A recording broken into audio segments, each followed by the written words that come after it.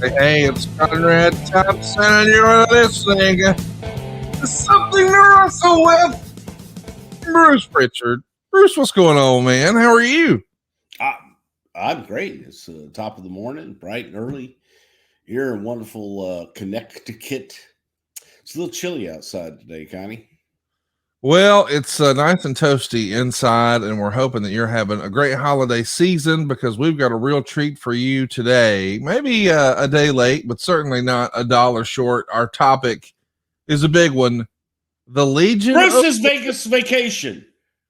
Okay, yeah. Tell us about your Vegas vacation. Oh, I thought that's what we're talking about today. I didn't even know you had been out there recently. No, I'm going.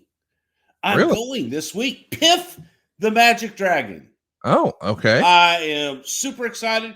That's Thursday. I mean, listen to this lineup, okay, of my life starting on Thursday. All right. Piff the Magic Dragon. Okay. Can hardly wait. All right. You might have heard of his older brother. I know you're setting me up. Puff? No, Steve. Yeah. ZZ Top on Friday night. Oh, wow. Okay. Yeah. Ron White retirement tour on Saturday night. Wow, man. Three days of entertainment for you. Because you can't fix stupid, Connie. It's true. Okay. And topping it all off, the incomparable Aerosmith on Sunday night. Dude. Ha! Well, what do you say? I got a brand new record that I gotta play. She says, not now, boy, but I did anyway. Because I'm ready. Walk this way. Talk this way. Talk with you. Walk this way. Talk this way. Just give me a kiss. Got it all. Got it all. All happening. His Hell's Kitchen. We're gonna go there. I'm gonna have old Gordon Ramsay make me one of them the steak gimmick, beef Wellington.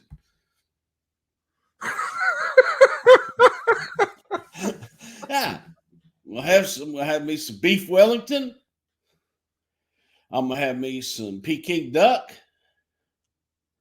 You ain't never had no Peking duck, have you? Are you on drugs?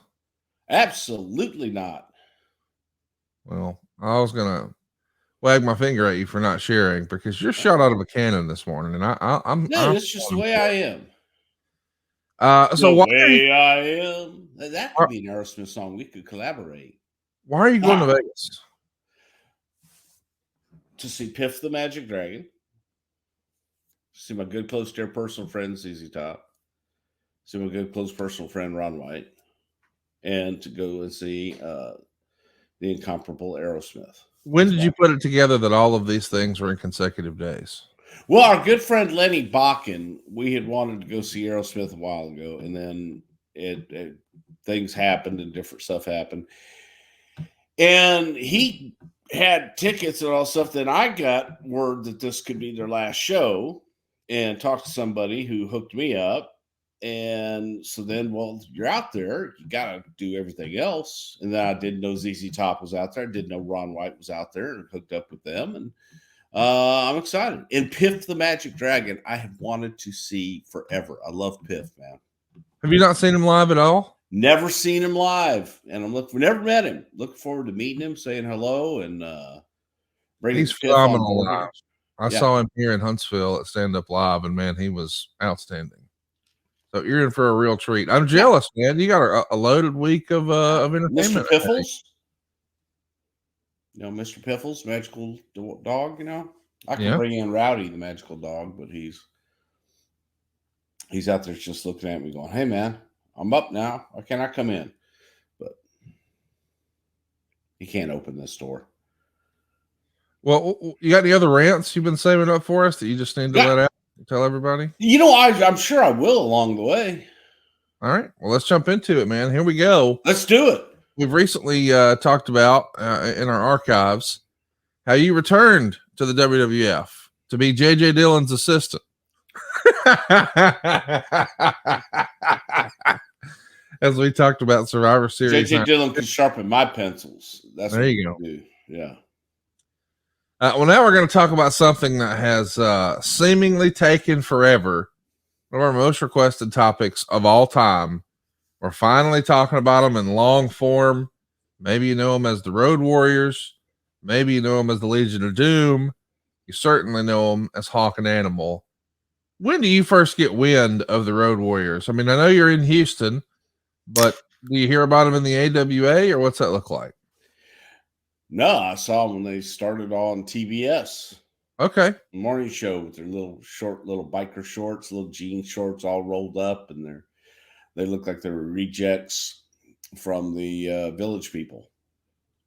And so you got the TBS show, you got TBS in your area back then? Superstation. Okay. Yes, sir. Damn right. I mean, I know that was a local station for you there in Alabama. We kinda. So Yeah, let's no, I know.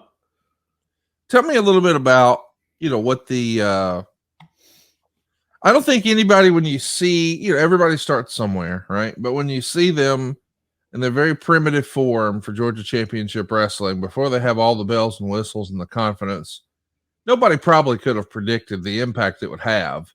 So you've acknowledged that you sort of saw when they were first getting started, but when did you realize or hear or understand, hey, this is a big act?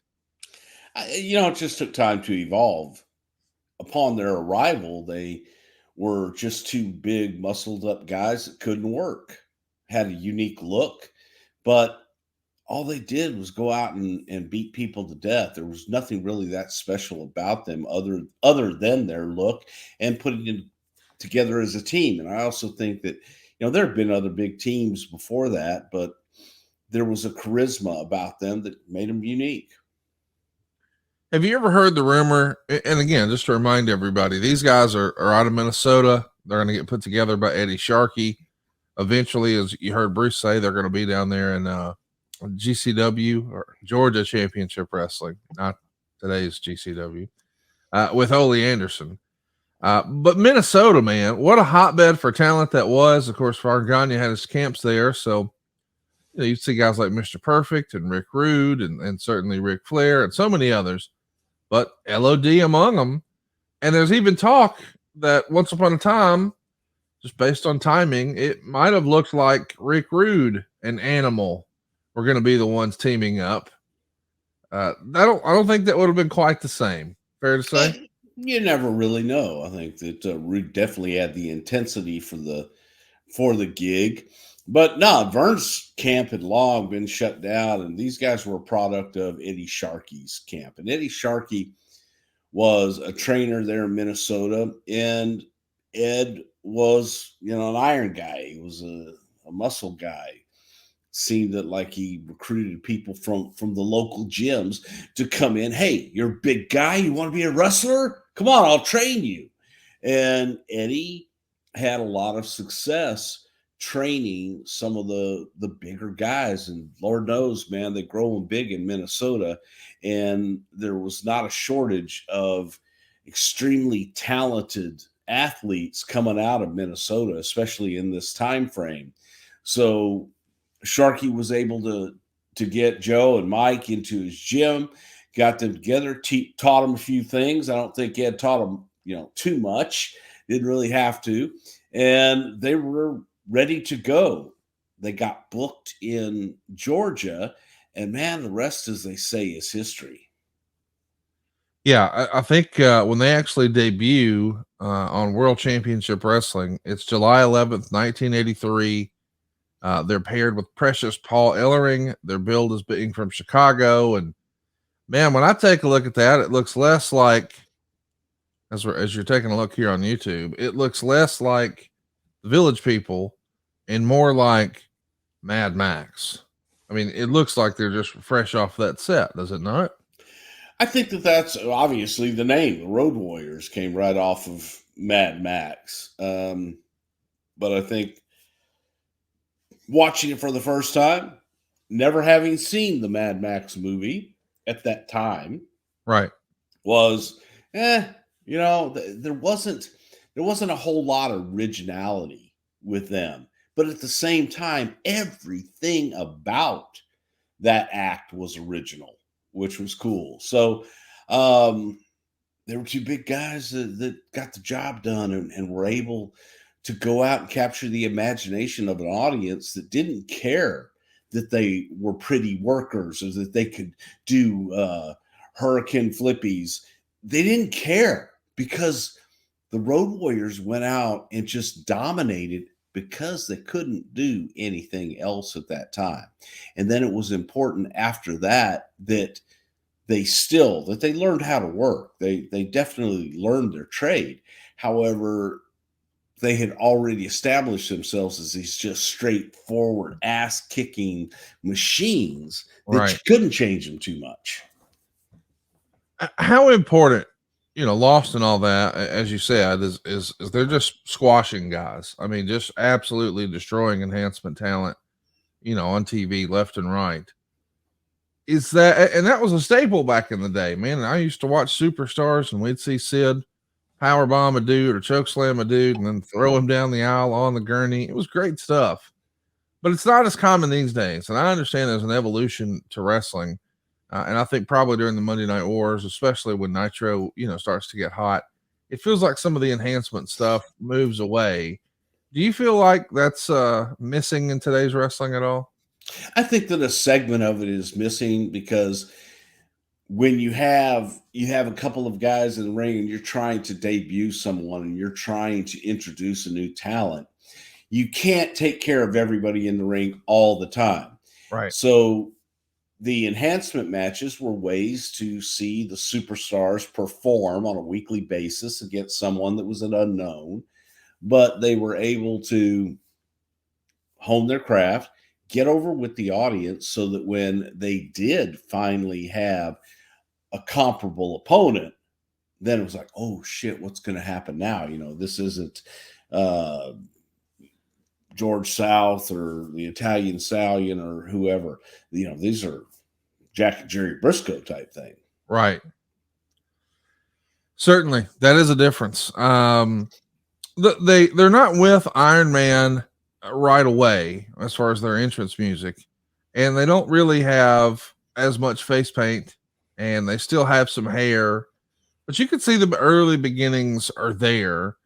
Ellering's stable at the time, which was called Legion of Doom, mind you, was the Road Warriors, Jake Roberts, King Kong Bundy, and the Spoiler.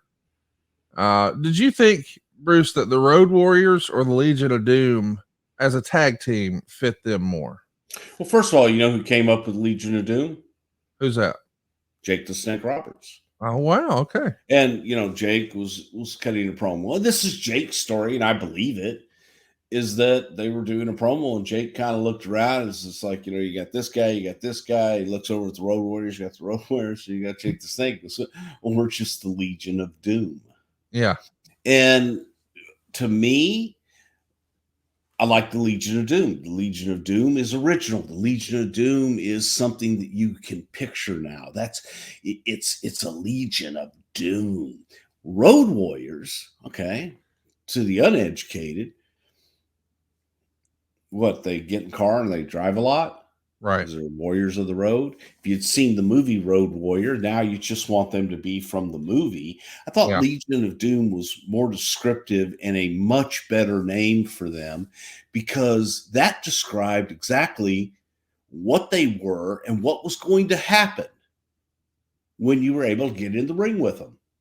They were the Legion of Doom. Yeah.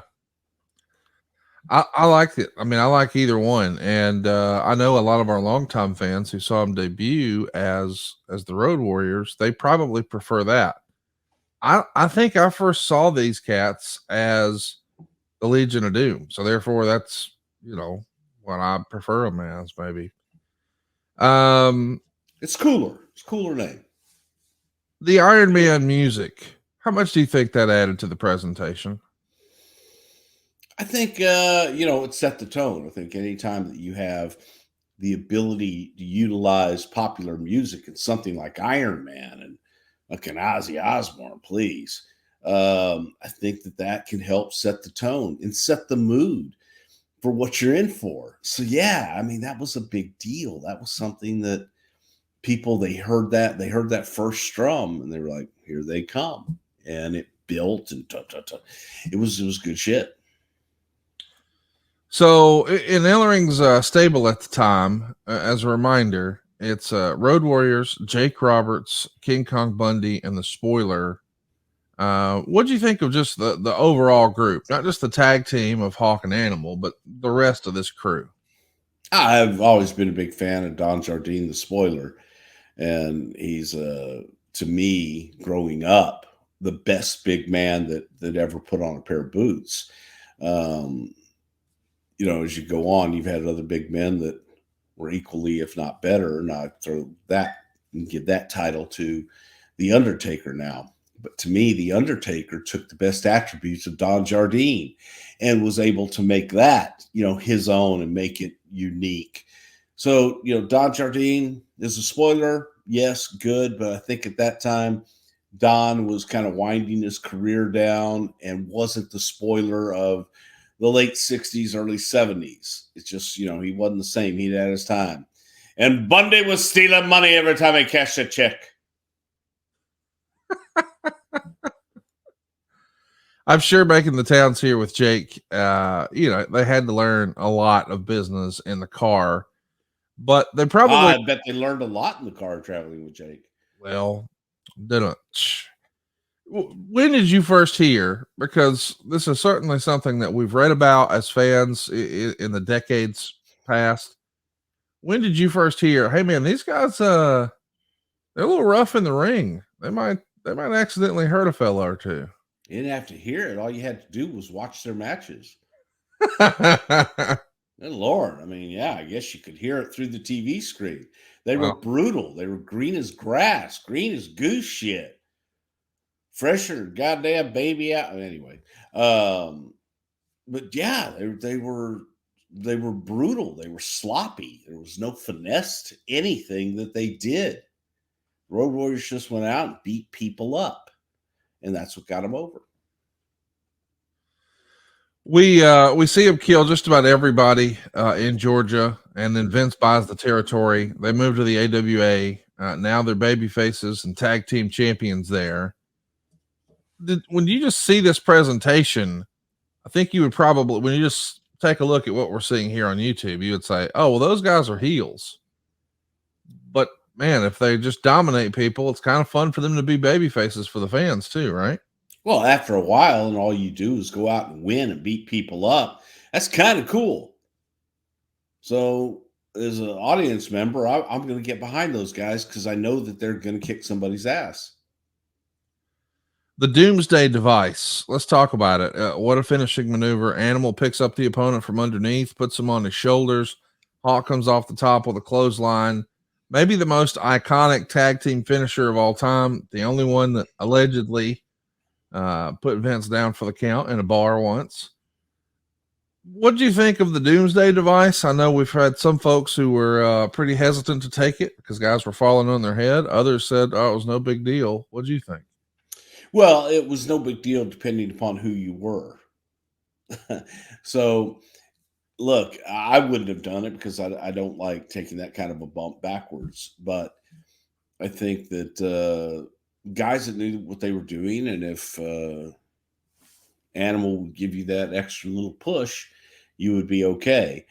Sometimes you would just sit there, and the velocity of Hawk coming off the top rope with the clothesline would take you down. And people, it was a tough bump for some because they didn't know how to take that flip and land flat. And sometimes tried to take it as just a straight back bump. It was, I think some people considered it dangerous, and others were like, yeah, no, I'm fine with it. I'll take my own bump. I'll control it. So I only know of one person that got injured in that move. And, it was what it was. It was impressive as hell, and it was something people always remembered. When they went from less is more to more is more in regards to the face paint, I think I've heard over the years that was a Bill Watts call. Is that what you heard as well? Well, if you listen to Bill Watts, everything in the world is his call. So you had heard that. That's what he says. All right. So over time, they modified their look even more. And we see the introduction of those iconic spiked shoulder pads. And we get some, maybe a little more character and some over the top promos, particularly from Hawk. We start to eventually hear that catchphrase, "Oh, what a rush." And I think that's from the movie Nightmare on Elm Street 3. And yeah, take a look there. Maybe they're not going out here and putting on quote unquote 5-star matches, but when you put all this together, the jacked up look, the crazy hairstyles, the colorful paint, the spiked shoulder pads, the Iron Man music, this is a main event presentation now in a hurry, is it not? Yeah, they became attractions very quickly, and there was a specialness, there was a uniqueness to the Road Warriors that people wanted to see them in person. They wanted to see them against opponents that might not just be an easy win for them. So the Road Warriors very quickly became a mainstay in Georgia Championship Wrestling and forces to be reckoned with. People wanted to see them face the top tag teams. It's reported that within the first year or two, they were already making 6 figures as they kept going around the territories. Plus, they debut in Japan in '85 for Baba and All Japan, and immediately they're popular over there too. This is just a can't look presentation that really knows no language barriers. I mean, if you look cool, you don't need a translator for that. Well, they understand. Oh, what a rush. Oh, okay. There you go. That's in Japanese. That's what a rush show. Oh, God damn it. What's What? wrong with you? What? So In Silva, it would be what the el rusho. What? CBN. You forget that you're I don't speak bisexual. many languages, though. Yeah, you're bilingual, bisexual. You're bi something. I don't know. Yeah, that. So they do a brief stop in Houston. They're going to defeat Brad Armstrong and Terry Taylor at the Sam Houston Coliseum, February 15th, 1985. Any chance you were there that day? I sure as hell was. Is that your first time meeting them in person? It sure as hell was. How did it go? Hector Guerrero had come up to me, and Hector told me, he says, "Hey, man, the Road Warriors are coming in, and they're really good guys. A little misunderstood sometimes." He says, "But he says they're good guys, and they're our kind of guys. So be sure and take care of them." And the Warriors had already established a reputation for being a little difficult to deal with. And look, I didn't know them at the time, so I'd never dealt with them at that point. But that was the reputation. I think people looked at it and saw how they were in the ring, and big guys, kind of gruff, and Joe was Joe, and then Mike, I don't think we're gonna do that tonight.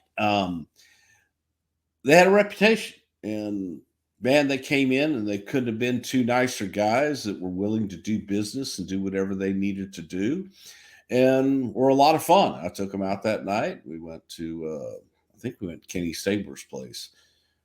They're off I-45, the Rattlesnake. Nice little adult establishment. Got both kinds of music there, Conrad. They got country and western. I knew you were going there. So had a lot of fun. That's awesome, dude. I love hearing those stories like that. And here's another story that maybe doesn't get enough coverage. When they're maybe at the height of their popularity, we'll call it 85, 86. That's around the same time Vince McMahon is exploding to go national with WrestleMania and so forth. And now it becomes a real chase between Jim Crockett Promotions and the WWF.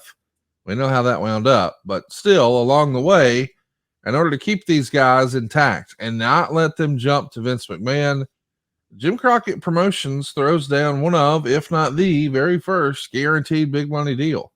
$500,000 per year each, plus $275,000 guaranteed for Paul Ellering. And Dave Meltzer would call it amongst the biggest guarantees in pro wrestling history up to that point. The Road Warriors, man, they were big time attractions, and that meant a lot of money in the mid 80s, right? Yeah, definitely. And first of all, guaranteed contracts just in general was a big deal. That amount of money reported, whether it was true or not, a lot of people buzzing, and that was kind of when the business was starting to change. I tell you, a story that came out. You talk about Vince, when Vince had come in, and Vince had taken over Georgia Championship Wrestling and had purchased controlling partnership in there. And Ole Anderson, I think, was booking at the time, and the Briscoes were there, and so on and so forth. And Ole Anderson offered the Road Warriors money. They were in a match with the Briscoes, and legend has it that they were offered money to break the Briscoes' legs. And so Jack and Jerry came in the dressing room and told the Warriors, they said, "Hey, we understand that Ole wants you to hurt us tonight, and that we've been told that you guys are going to try and break our legs." He says, "We can either go out and have a match, or somebody's going to get their leg broken." And needless to say, Road Warriors worked that match and had a hell of a match with the Briscoes. I bet. And nobody got hurt. So, and I'm sure had the Warriors tried to do something, that somebody probably would have ended up with a broken leg. And I don't think it would have been a Briscoe. You don't know. I would bet pretty much everything that that I have that one and or both of them Briscoe boys would have got them some.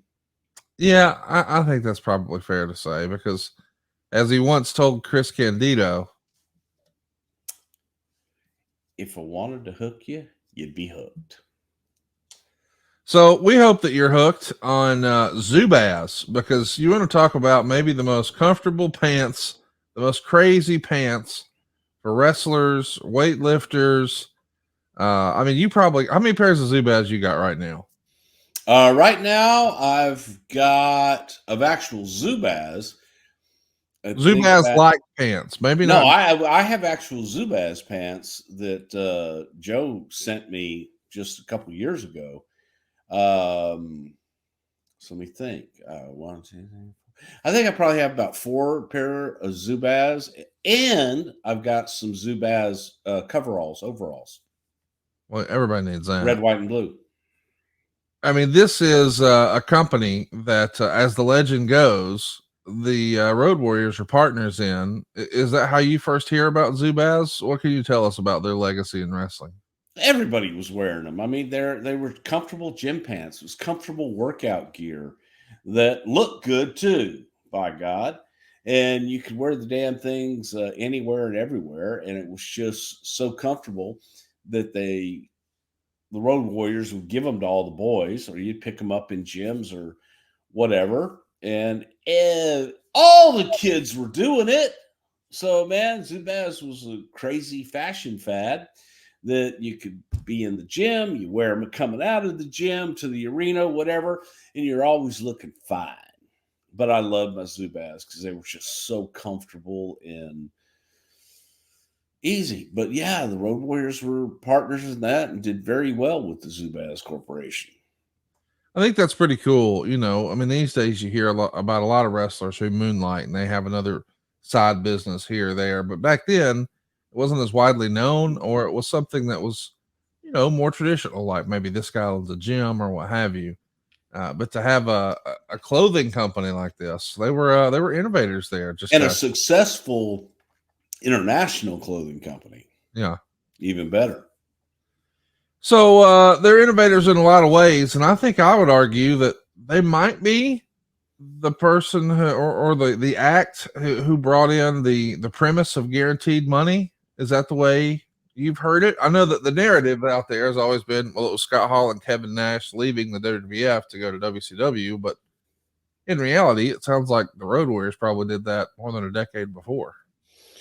Yeah, I mean, and Vince had done it, before that with certain talent, like with Hogan and things of that nature. And then, Crockett made some pretty silly deals that hadn't been done. But, yeah, they were definitely amongst the first in the modern era that had received guaranteed deals.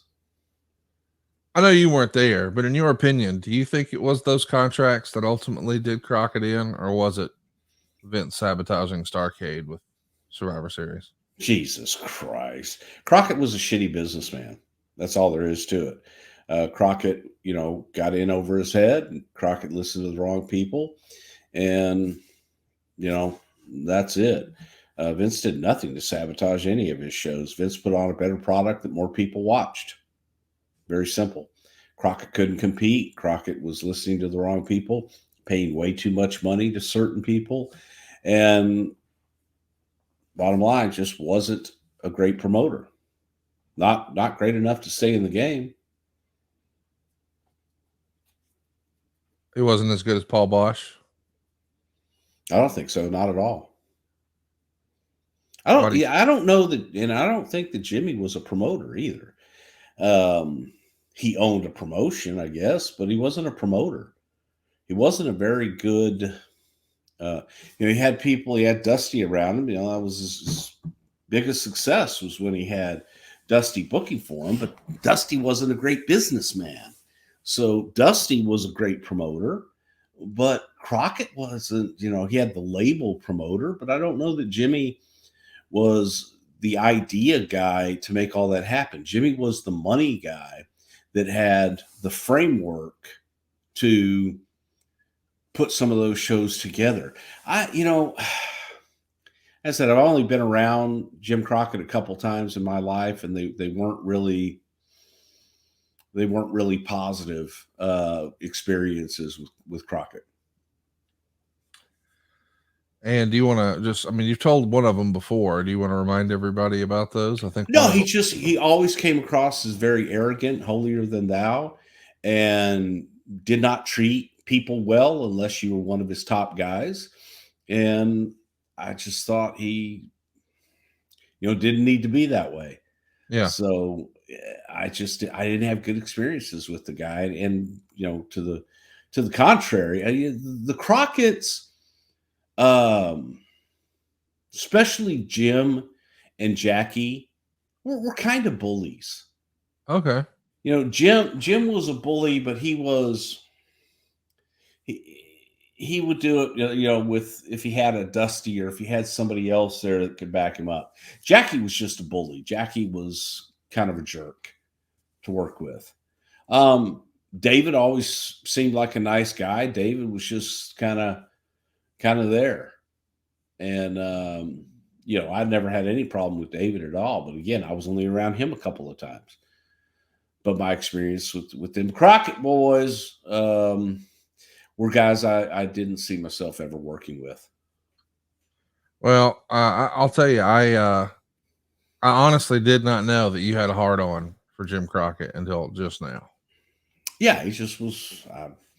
They offered me, I think $75,000 to go to work in Dallas when he bought the UWF out from Bill Watts, and I took less money to go to work for Vince.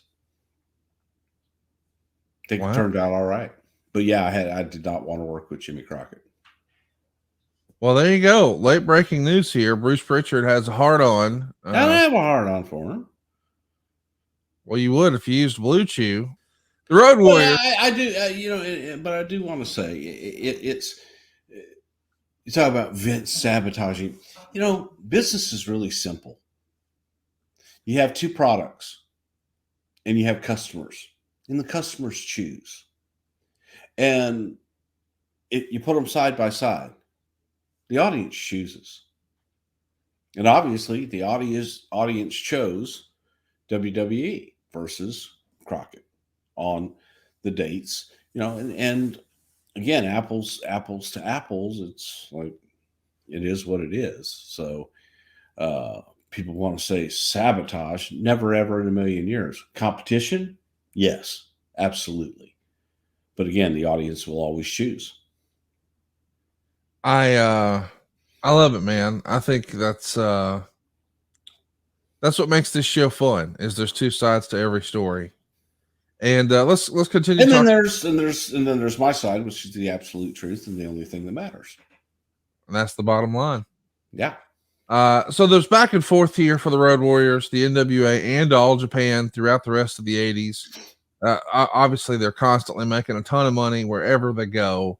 They're probably, certainly Hulk Hogan and Macho Man are making top guy money here. But I got to think that the Road Warriors are they top 5 highest paid at the time in the industry? No, God, no. They probably are in Crockett and everywhere else. You also have to understand at WWF at the time, just their merchandising checks quarterly were $75,000-$150,000. I'm not arguing that, but if Crockett has them on a $500,000 guarantee each, that's $1 million for the act. Sure, it is. And But there were guys making more than $500,000 at WWF at the time. Oh, I'm not arguing that. I'm just saying, as an act, you've got 1.275 in these three guys. Hey, man, look, they had guaranteed money. Yeah. Big deal. Yeah, that was pretty damn impressive. And to me, they deserved it. You know why they deserved it? Because they got it. Yeah. So good for them. So eventually they have their final appearance for the NWA at Capital Combat in May of 1990. That's where they are going to team up with Norman the Lunatic to defeat Kevin Sullivan, Cactus Jack, and Bam Bam Bigelow. But what everyone remembers about that show is that RoboCop was on that program. So the Road Warriors are actually on the cover. They're on the poster. And that's it for them. I guess I want to ask you, you first joined Vince in 87. Were they always on Vince's radar as far as you recall? I know that when we came in that they were on Vince's radar, and that was the Road Warriors were somebody that he was interested in and had spoken to on several occasions. But they were happy where they were at the time in Crockett and weren't looking to make the move. I think there were at least 2 different occasions that they didn't come in when we had been negotiating with them, and then they decided to stay where they were. And I don't know if they were offered more money or more freedom to go to Japan and do what you have to do. And maybe that's what they wanted to do to make the money and travel and do that. Good for them. That's fascinating to me to think about that, of 2 offers, because that would have been either 87 and 88 or 88 and 89. I believe it was 88 and 89. Yeah. And then it finally happens in 1990. Of course, along the way, though. Take that back. It was 87. Really? Take that back. How do you remember it was 87? How do you just remember that? Because it was prior to the Survivor Series. Okay. And it was at the time that, Vince was looking for opponents for Demolition and wanted to bring in a big babyface team, those guys, the Road Warriors, to work with Demolition. And then it was like, okay, if they're not going to do it, then we'll turn Demolition babyface. So that was the start of that. But that was the first time that I remember talking about it, and Vince hanging up the phone, going full steam ahead on Demolition. So the idea would have opponents. I think Survivor Series 87 was that the actual, one of the debuts for Demolition on pay-per-view. Because they weren't on WrestleMania 3, so that would have been like their first big one. And in theory, you guys would have liked to have had them working with the Roadies right away. No, not right away. It was just to have them come in, and it's like, are you going to push Demolition as this monster heel tag team, which is what they were, and that's what they were made to be, and looking for opponents for them? Then it's like, okay, well, the opponents aren't going to work out. Do we just take what we have that was really getting over in Demolition and turn them babyface? I'm so fascinated by that, because just a few minutes ago, you came on here and said, Vince sabotaging Starrcade. What? Well, this is the first Starrcade that wasn't in Greensboro. It was in Chicago, the kayfabe hometown of the Road Warriors. and the Road Warriors were working for the tag straps against the Brainbusters. So it's just fascinating to think, oh no, we weren't trying to sabotage it. We were just trying to get one of their big acts right before their big pay-per-view to come on the pay-per-view that we created to fuck with that pay-per-view. Yeah, we didn't create a pay-per-view to fuck with that pay-per-view. We created a pay-per-view to have more business, Conrad. That's what we did. If you do your business, I don't know how many times I have to say it, people don't understand this. You're in business to make money and create things. If you are in business to hurt someone else and put someone else out of business, you're always going to fail. That's why whenever Vince would go into other territories and the promoters would, oh, by God, I tell you what we're going to do. We're going to go destroy his territory. We're going to go to New York and we're going to put him out of business. Vince wasn't looking to put anybody else out of business. Vince was looking to provide the audience a choice and let the audience choose. And that's what they did. So if you concentrate on, putting someone out of business, then you will fail every time. But if you go in and concentrate, were we talking to people with Crockett? Absolutely. Because people with Crockett were talking to us, wanting to come to work. Sure. So if Crockett was such a great place to work, then why were people calling us? I like that you have this energy about it all these years later. Well, because I'm so sick of the narrative and the bullshit from people that weren't there, that don't understand simple business technique and simple business concepts, and why you would take your energy to hurt someone else instead of helping yourself. To me, that's just ass backwards. Well, in that same vein, if that's really the way we were thinking, why wouldn't you guys debut Survivor Series the weekend before or the weekend after? Why that particular day where Starrcade was already announced and in place? And it wasn't announced and in place. It sure as hell wasn't. It was not announced in the pay-per-view world. No, you are completely wrong. Was there a show that had been booked in Greensboro or Chicago or wherever the hell it was? I have no idea where it was because I didn't care. But was there, a pay-per-view opportunity on that weekend that we hadn't run? Yeah, let's go try it. Let's go see if this is something that we can do. Traditionally had never done that before. There was a pay-per-view opportunity to do that coming off the success of WrestleMania 3 and looking to expand our pay-per-view presence. I'm not arguing that wasn't after WrestleMania 3 and that you shouldn't have tried more pay-per-views. But to get on here and suggest that Thanksgiving night on closed circuit wasn't Starrcade 83, 84, 85, 86, like it had been established. It wasn't on closed circuit. It was not on pay-per-view all those years. No, it wasn't. It was on closed circuit television. That's what I just said. We weren't doing closed circuit television. We were doing pay-per-view. There are tickets out there where people watched WrestleMania on closed circuit. Conrad, we're talking about Survivor Series. Yes, I'm aware. This is the same Survivor Series. We're talking about Thanksgiving when they traditionally ran closed circuit. We were going to run pay-per-view that night. My point is the whole country didn't have pay-per-view, and a lot of those markets still continue to have the closed circuit. Okay, we didn't do closed circuit for Survivor Series. I don't think we did. I'm not arguing that, but you did run it on Thanksgiving night. Yes, we sure as hell did. Okay. And it was a very successful show. Yeah, it worked out.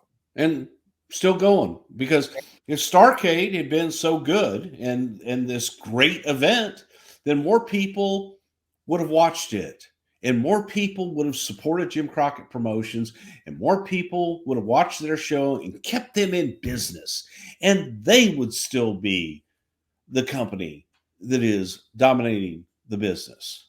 And you're telling me, but they're not. They had to go to Ted Turner and say, please, Ted Turner, buy me out because I'm broke. Because I've run the business into the ground because I don't know how to run a business. Those are just facts. Well, I'm not arguing that. I just want you to say it a loud and clear voice now that everyone has had it wrong all these years. Vince McMahon did not tell the pay-per-view companies, if you carry Starrcade, you can't get WrestleMania. Oh, now you're changing the question. Did Vince say if you want WrestleMania, you're going to take Survivor Series? Absolutely. I Absolutely. didn't suggest that he said that. I suggested that he said, if you Well, I don't, just told you what he said. But you suggested we did it to hurt Crockett. We didn't do it to hurt Crockett. Don't give a shit about Crockett.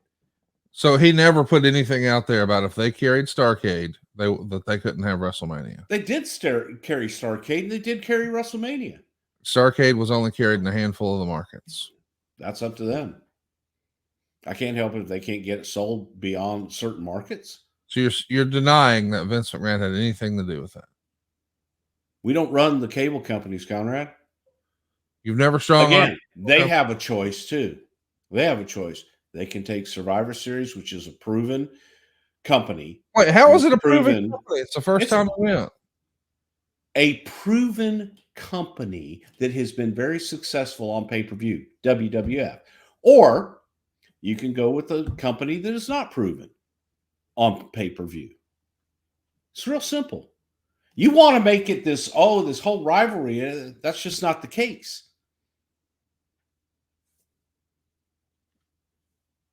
All right. I guess everybody's been wrong all these years. Most have, yeah. That's the narrative. That would be incorrect.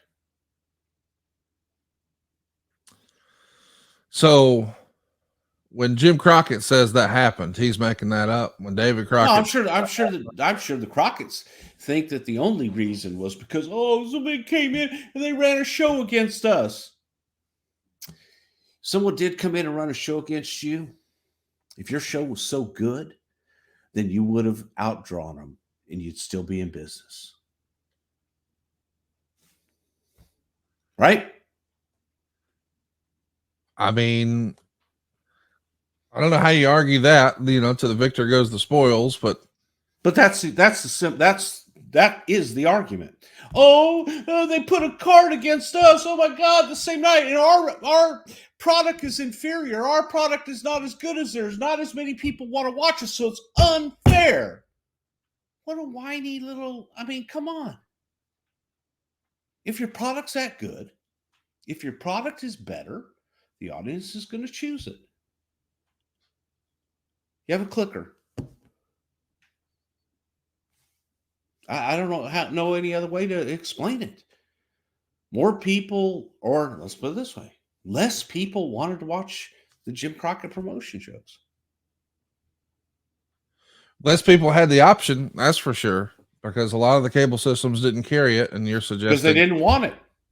Okay. Because they hadn't heard of them. Because they didn't have a proven track record. They were on national TV. They were on TBS every week. They hadn't proven themselves on pay-per-view. Well, nobody had. It was the infancy. Yeah, WWE had. One time. They had ran one show. No, they did pay-per-view. No. They'd done pay-per-view since the Wrestling Classic.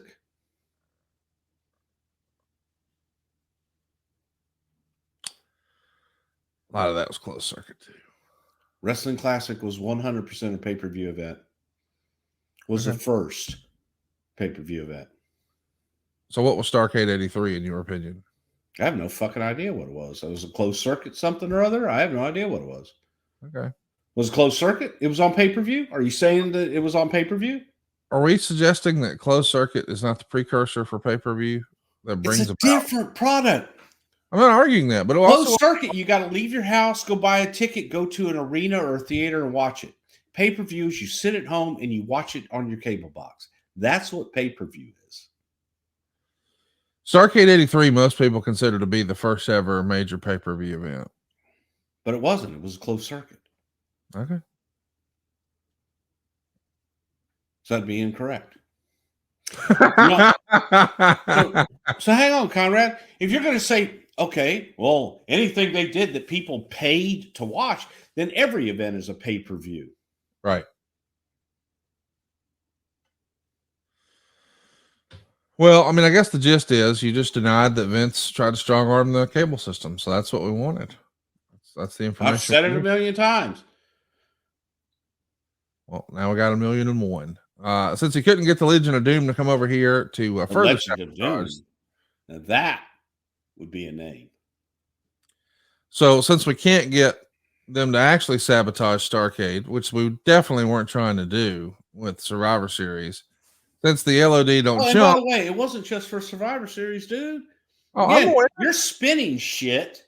How am I spinning shit? You say, "Oh, well, they tried to get Legion of Doom to come and sabotage Starrcade." No, No, no, I said they definitely weren't. You're not even listening. no, I'm listening to you try to spin shit.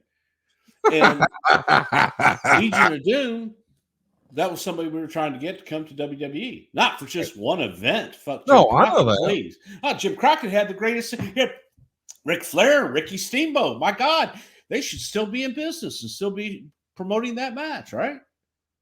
I mean, I think people tried to do both of those this year. Yeah, well, Talk to me about Demolition and Powers of Pain. I mean, listen, a lot of Road Warrior loyalists would say, well, since Vince couldn't get the real thing, he did this instead. Certainly inspired.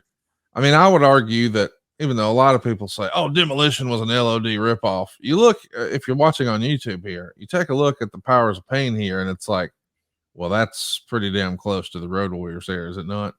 oh God, the Powers of Pain were Road Warriors ripoff. Yes. They were. Demolition was not.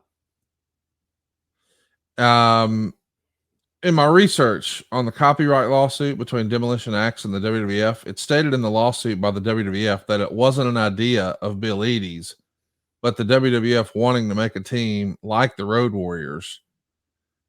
And the idea that is in the research or where Bill Eadie was trying to sue the WWF for what? The trademark for Demolition Axe. Why would Bill Eadie sue for that? It wasn't Bill Eadie. Okay, what do you it was mean? Randy Colley who did a lawsuit. Randy Colley is the one who came up with the demolition idea, and he was the original Demolition Axe, and then they put Bill in there, but it was Randy Colley. Okay, well, allegedly the lawsuit says it was the WWF's idea because they wanted a Road Warrior clone. Either way, maybe the attorneys didn't know. Whatever. Finally, it happens. We don't have Powers of Pain anymore. We don't have Demolition. I mean, we still got them, but we no longer need to accept a substitute. We got Hawk and Animal joining the company here in June of 1990, and it's reported that Vince had told them that he'd make them more money than they ever have before. Unfortunately, maybe that didn't wind up happening, but that is what Vince used to say. I mean, he was offering you opportunity, and we would start to see the business start to slide a little bit on the heels of WrestleMania 6. But this is the same old guys, but maybe, as you would say, a fresh paint of coat. No longer are there black shoulder pads and silver spikes. Now it's red shoulder pads and black spikes. Did you have a preference on the look? Black with silver or red with black or whatever? I love the red with black just because it's more colorful. Yeah. Made them pop. It feels more like an action figure, more like a toy, more marketable. I agree with that. Yeah, it just look better.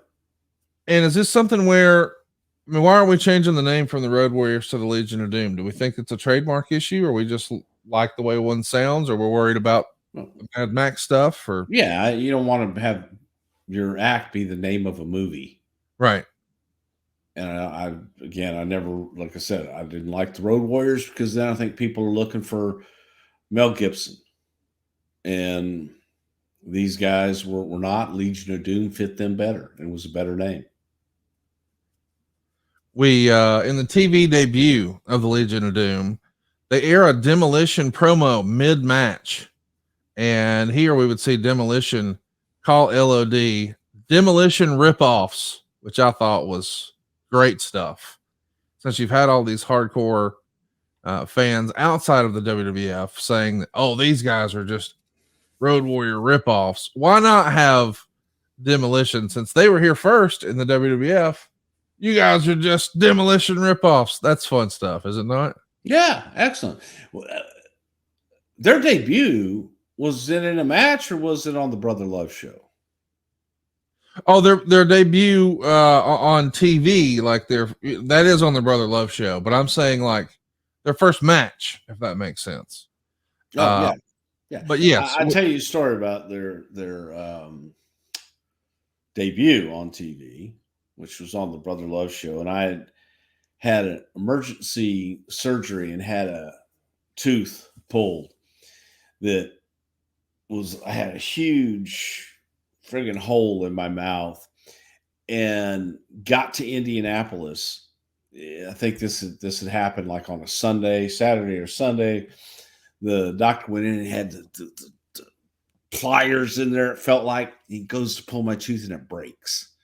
Now he's got a drill and he's got to chip the tooth out. And I hate anybody in my teeth that just And so I had like this tooth pulled. And we got to do another one. So I got dry socket in oh, the tooth. And I get to Indianapolis and I'm dying, absolutely dying. So I self-medicated, and I would go to a lot of different people and get whatever anybody had for pain, and was taking that. That night I had to do 5 Brother Love shows. Normally I did 3. This night I had to do 5. And I was in so much pain. And by the time I got to the Legion of Doom, I was a blithering idiot. And at one point in that Brother Love show, I felt like I was being held up by Joe and Mike on either side of me with the spikes pierced my suit. They told me, and I told them, I said, guys, I'm going to introduce you. I just need you to take this. And they did. And they were great. But they like held me up, made sure I was up, through the whole thing. And we got through it. But God, I was in pain, just crying pain for that night. That's why I remember that so fondly. And they were so good. We got this. So good so time. throw that photo back up there again. If you're watching over on YouTube, we had a photo briefly of the Road Warriors of the Legion of Doom on the set. Man, I had no idea you were worse for wear right there, dude. Oh, I was in god awful pain. Absolutely horrible. And you're actually going to call them demolition ripoffs, and Yeah, that's what they were. I just love that. Hey, we're spending this, making it our own. It's really great stuff.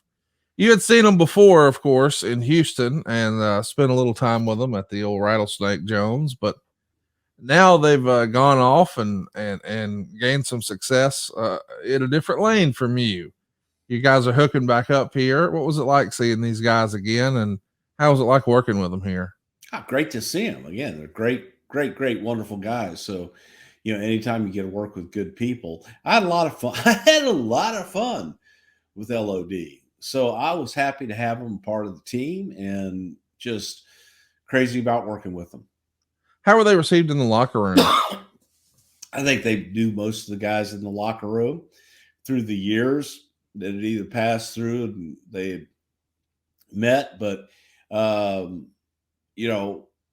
they were guys, man. They fit in, they could fit in anywhere. And people liked them. So it was quite easy, actually.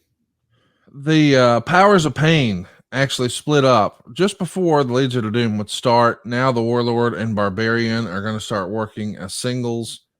Were they split up because you knew they were coming in, or was it just time for them as an act to try a new hold as singles?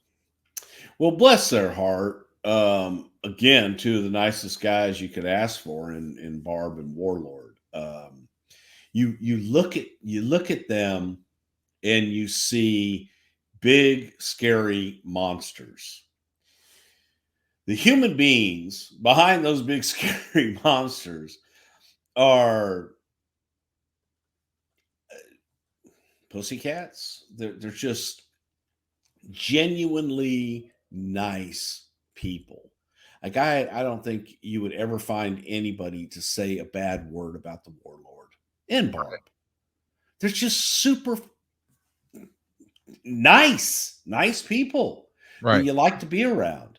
So they were great guys, but we had been looking for something for them to go in a single route, and try and see if they can make it on their own as singles. The presentation is not only different based on the color of the shoulder pads, but also the music. And the music had been such an iconic part of the presentation here. This is what it used to sound like when they had Iron Man from Black Sabbath.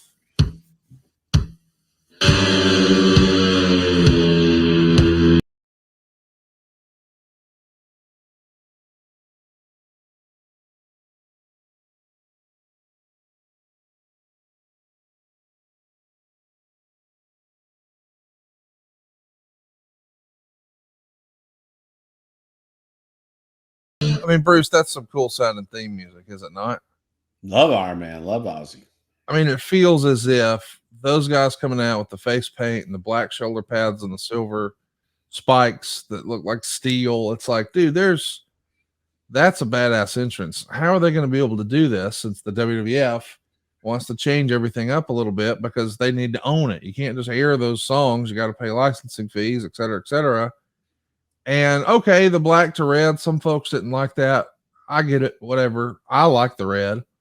But then as far as the theme song goes, it just feels like, how can they compete with that? And somehow they do.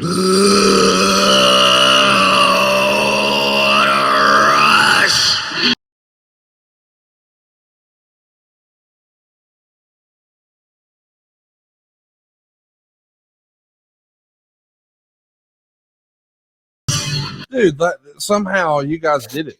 Like, how much credit goes to credit services? How much to Jim Johnston? Man, this feels like an insurmountable task to make something that sounds as cool and looks as cool that you guys can own. And somehow, and you guys came through in the clutch in a big way. That shit's badass. I thought it was absolutely excellent. So, it was, you knew who the hell was coming out. You Yeah. knew how to feel. It told you how to feel at that point. And the signature, what a rush, was there. It's good shit. Demolition now has a third member. Crush is going to join Axe and Smash just a few weeks before LOD's debut. They're the current tag team champions and feuding with the Hart Foundation. And that sets up a match for SummerSlam in Philadelphia. LOD gets involved in the match, cost Demolition the titles. I mean, you guys had sort of been circling Demolition versus LOD for years at this point. Were you excited you were finally going to make it happen? Yes and no. I think that there were definitely a lot of people in the Demolition camp, audience, that, man, Demolition was their team. Demolition was their guys. And they looked at, from WWE fans, they looked at the Road Warriors as just cheap imitations of them. So it wasn't as easy as you would have thought it would have been. And it's always like the anticipation a lot of times is better than the actual thing. Right. Like you see that beautiful girl that you want to take out on a date. By God, you have all these things running through your mind that are going to take place on that date. And then you go out and she opens her mouth and it's like, God, get me out of here. I don't want to say that it was that, but it wasn't everything that I think everybody thought it was going to be. It was two great teams working together, but it was, to me, and that's just me, I just was like, the anticipation was better than the actual coming together. Well said. Do you wish perhaps, I mean, the success for a lot of creative stuff or just in business is timing. Had you gotten LOD in 88 or 89, would it have meant more than it did here in 90, do you think, against Demolition? Like, was Demolition just not at their peak any longer? I definitely think it would have meant more. And Road Warriors were a little bit past their peak Yeah. as well. They were no longer the new hot thing. Right. So, yeah, had it happened earlier at the peak of everything, I think it would have been different. Maybe not. We'll never know. They work a house show program with Demolition right after SummerSlam. Sometimes it's tags, sometimes it's 6-man tags with the Ultimate Warrior and LOD taking on all 3 members of Demolition. It even happened on the October 1990 Saturday night's main event. At the 1990 Survivor Series, we've got 4 Warriors on one team. We got the Legion of Doom, aka the Road Warriors, Kerry Von Erich, aka the Modern Day Warrior, and of course, the Ultimate Warrior winds up being the sole survivor in the match. And they defeat a lot of warriors, no? A lot of warriors. They take on 3 Demolition and Mr. Perfect. But maybe some of the most fun promo opportunities of all time with the Road Warriors and the Ultimate Warrior. My goodness, a lot of intensity there. A lot of intensity, but at least you could understand Legion of Doom. Talk to me about how Vince was receiving Hawk and Animal. Did he get along with them? Did he see money in them? Was he disappointed? Did it meet or exceed the expectations? He's been after him for a while, and now he's finally got his hands on them. I think he was happy with the Legion of Doom. There was, they were good guys, and then later on they had their differences, but it was, I thought it was a good run. I really did. And I think that Mike, no matter what, Mike was one of those guys always that would second guess any and everything. So they got along, and I think it was good for both sides. Axe from Demolition is now gone, so the LOD is facing the Demolition team of Crush and Smash going forward. We would either see the Legion of Doom working with those guys or the Orient Express on the house shows. And they're not exactly closing the show.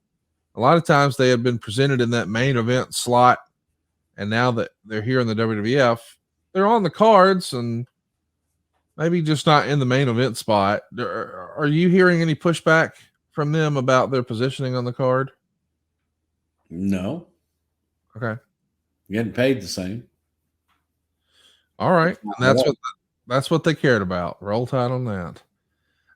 Was it ever considered for LOD to get like a big hurrah and win the tag straps at WrestleMania 7? It seems like there's a lot of changes going on in the tag division at the time.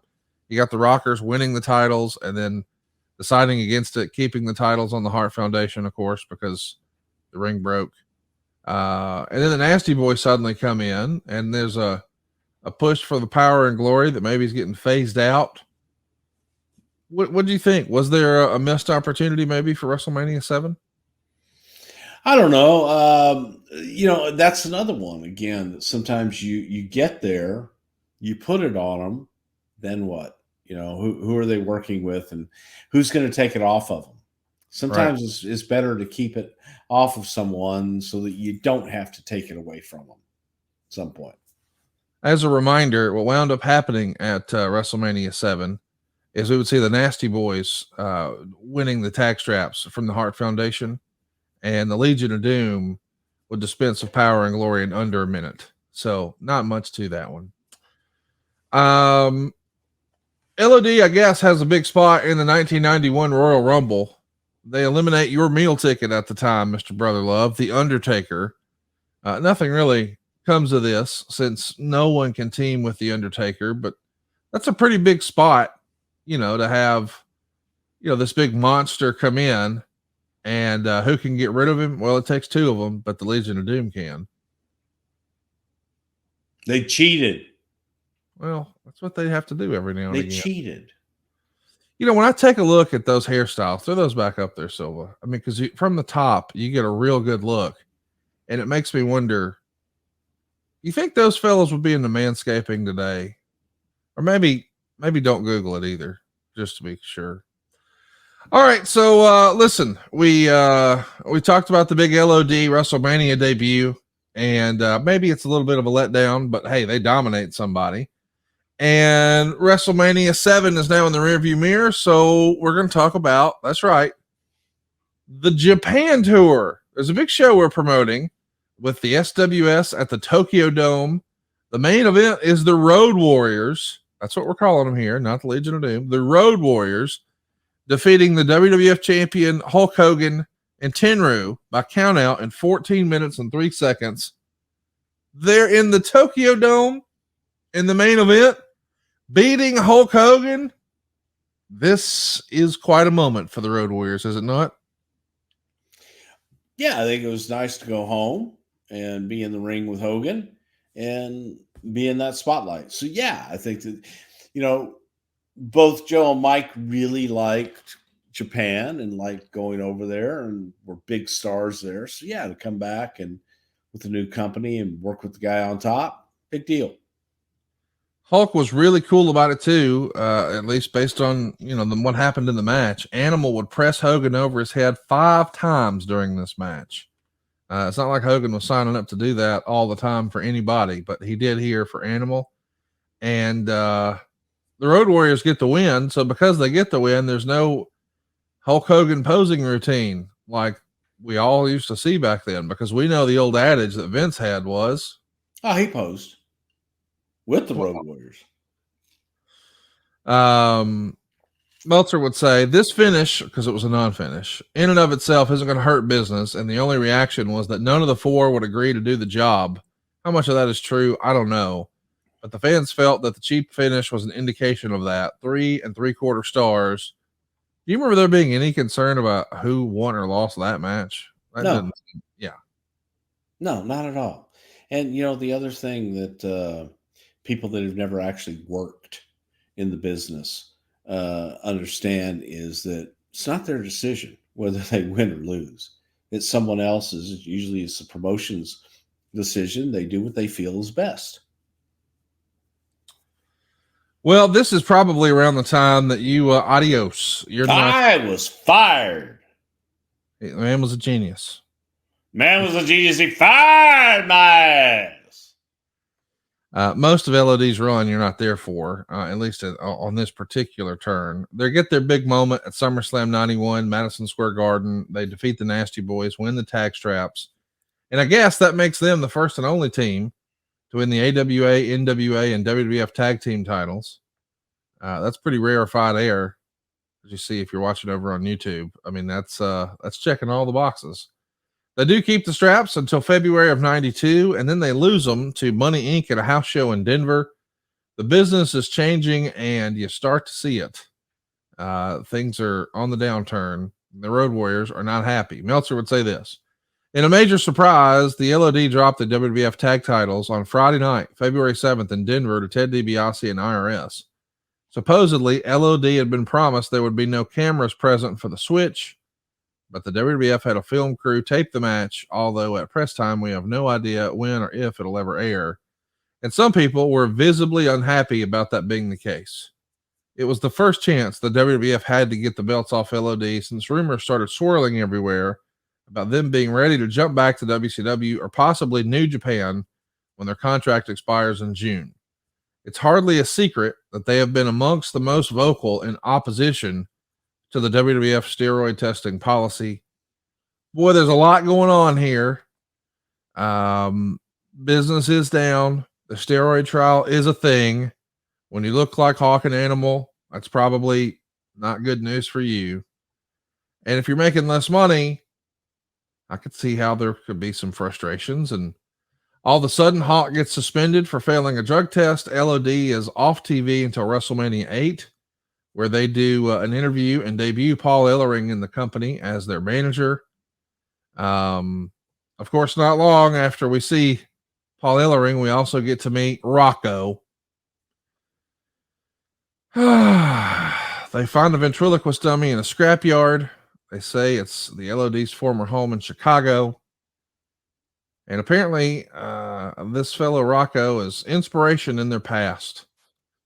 And they decide they're going to clean up the doll, bring him with them to all their matches going forward. So they never forget their past and never forget where they come from. And you weren't here for this, so it's not your fault. But this has to be one of the most questionable ideas in creative history, is it not? Rocco, yeah. Who, buddy? It feels like a rib on these guys a little bit. No, it was trying to get them to appeal and to change up the image just a little bit and make them a little more approachable and more appealing to a wider audience. And also looking for a merchandise opportunity with Rocco. Listen, I totally get all of that. I really sincerely do. But you take a look at these just stone cold killers out here with their face paint and their shoulder pads and their spikes and their crazy hairdos. You put a goddamn ventriloquist dummy with them, and it's Their childhood friend, man. Don't call him a dummy. It's their friend. Rocco. He was there in the hard times. He was there. He was able to get them through when they were having hard times as children. In that burnt out rubble home of theirs. And Rocco was there to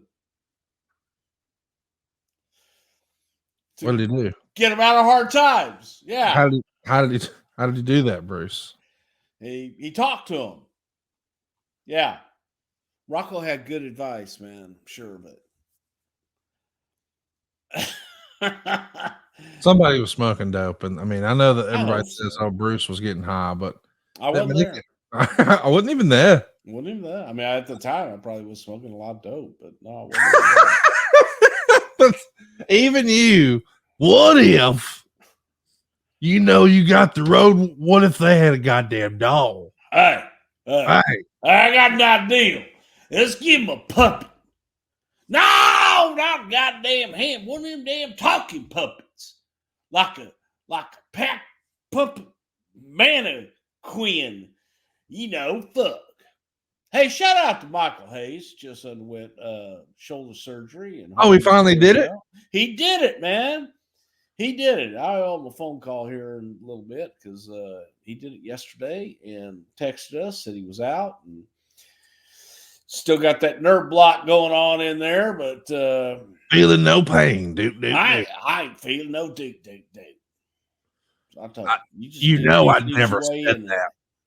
I'll never forget the first time he expressed frustration about that.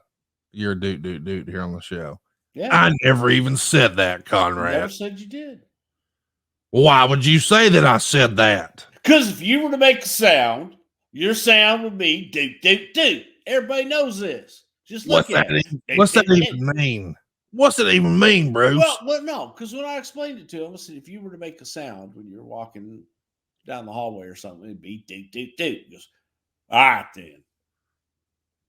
But what he really likes these days is when people go up to go, oh, dude.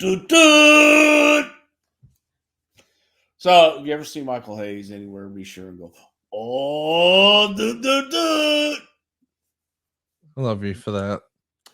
The final appearance of LOD as a team for several years is at the SummerSlam 92 event, Wembley Stadium. What an iconic show it is. As the story goes, Hawk and the Barbarian, John Nord, go AWOL after the show. Hawk, I guess, is going to hang out with the Hells Angels and maybe here was under the influence and maybe burned his leg on the motorcycle. There's lots of stories that come out of this, but you weren't there. What do you remember hearing about what happened with Hawk at SummerSlam? Well, I was at the TV right after, and there was spots left for the Berserker, spots left for Legion of Doom, but no one had heard from anybody. And I believe they stopped in Amsterdam and didn't make it back. So it was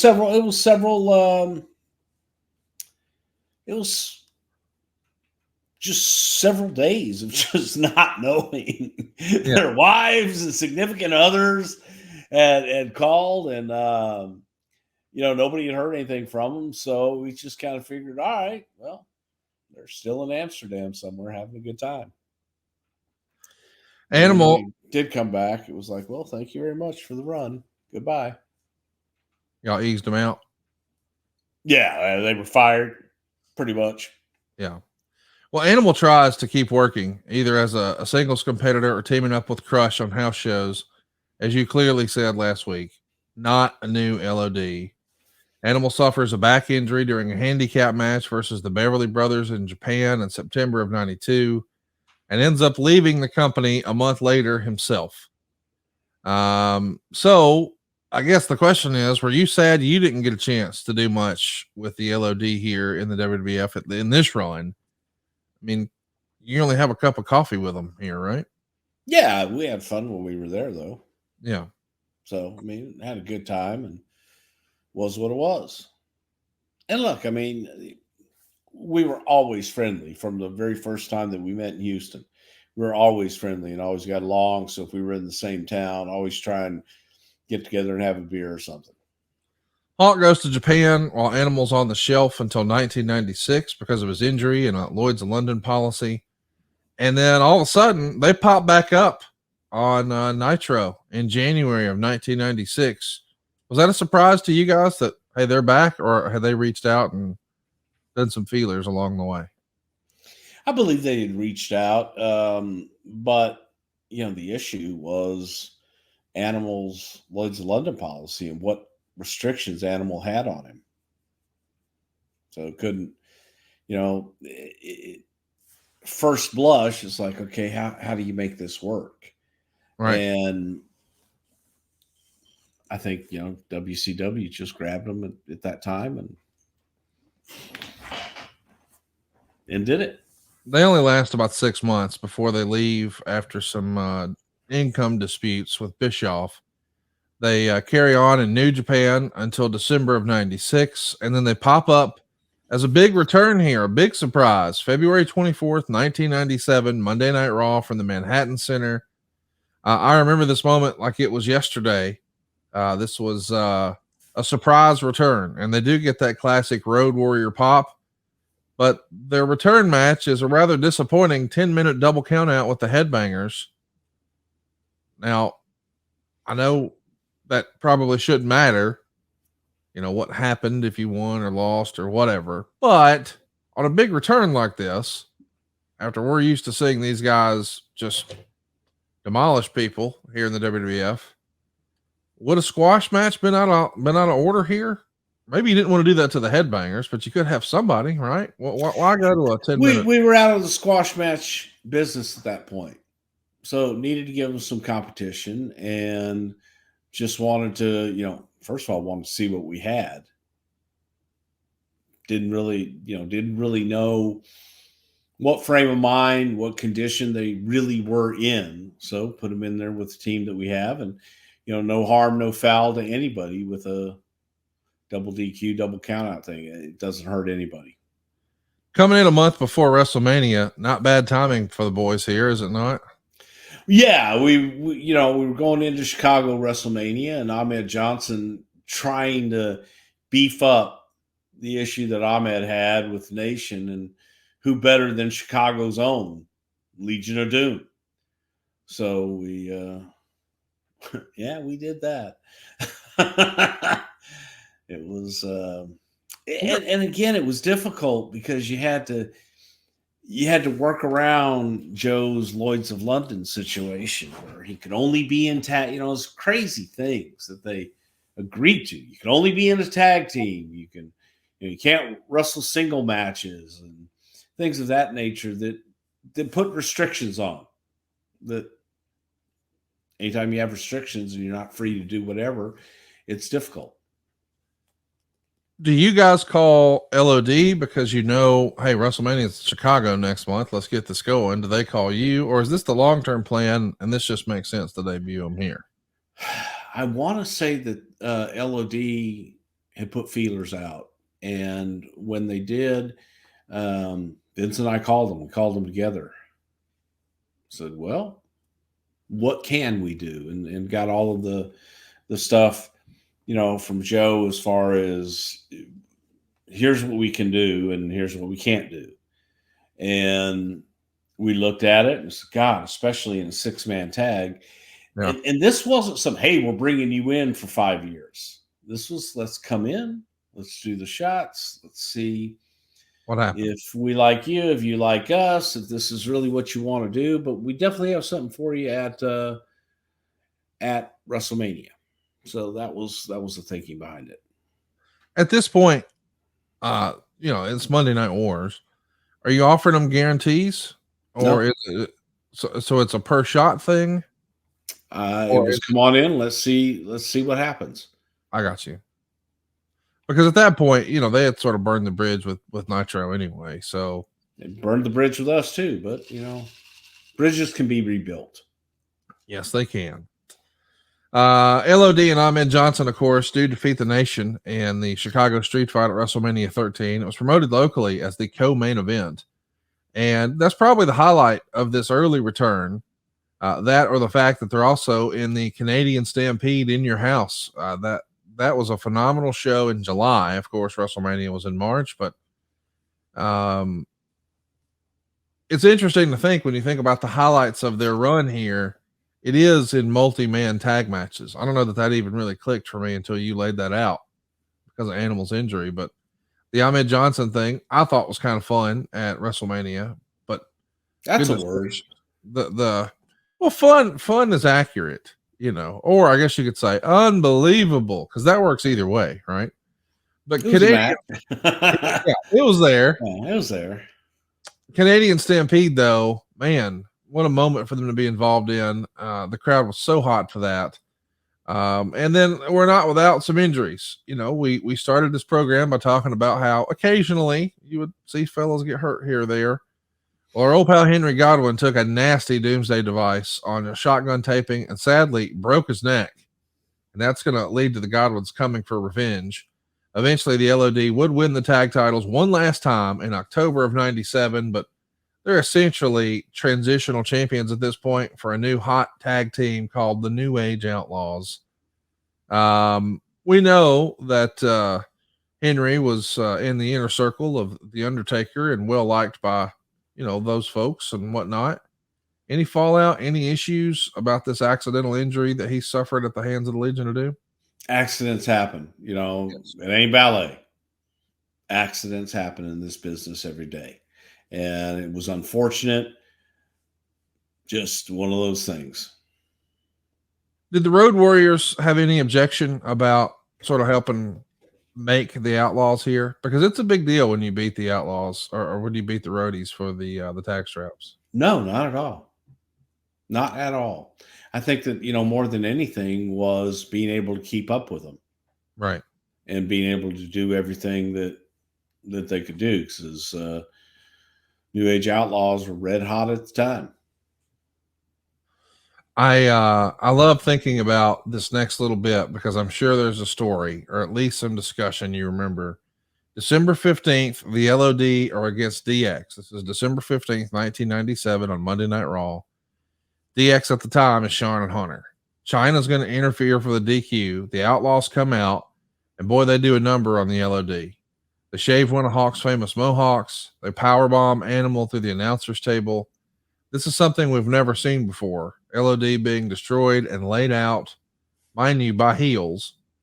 The LOD do get a return match with the Outlaws at the Rumble and win by DQ.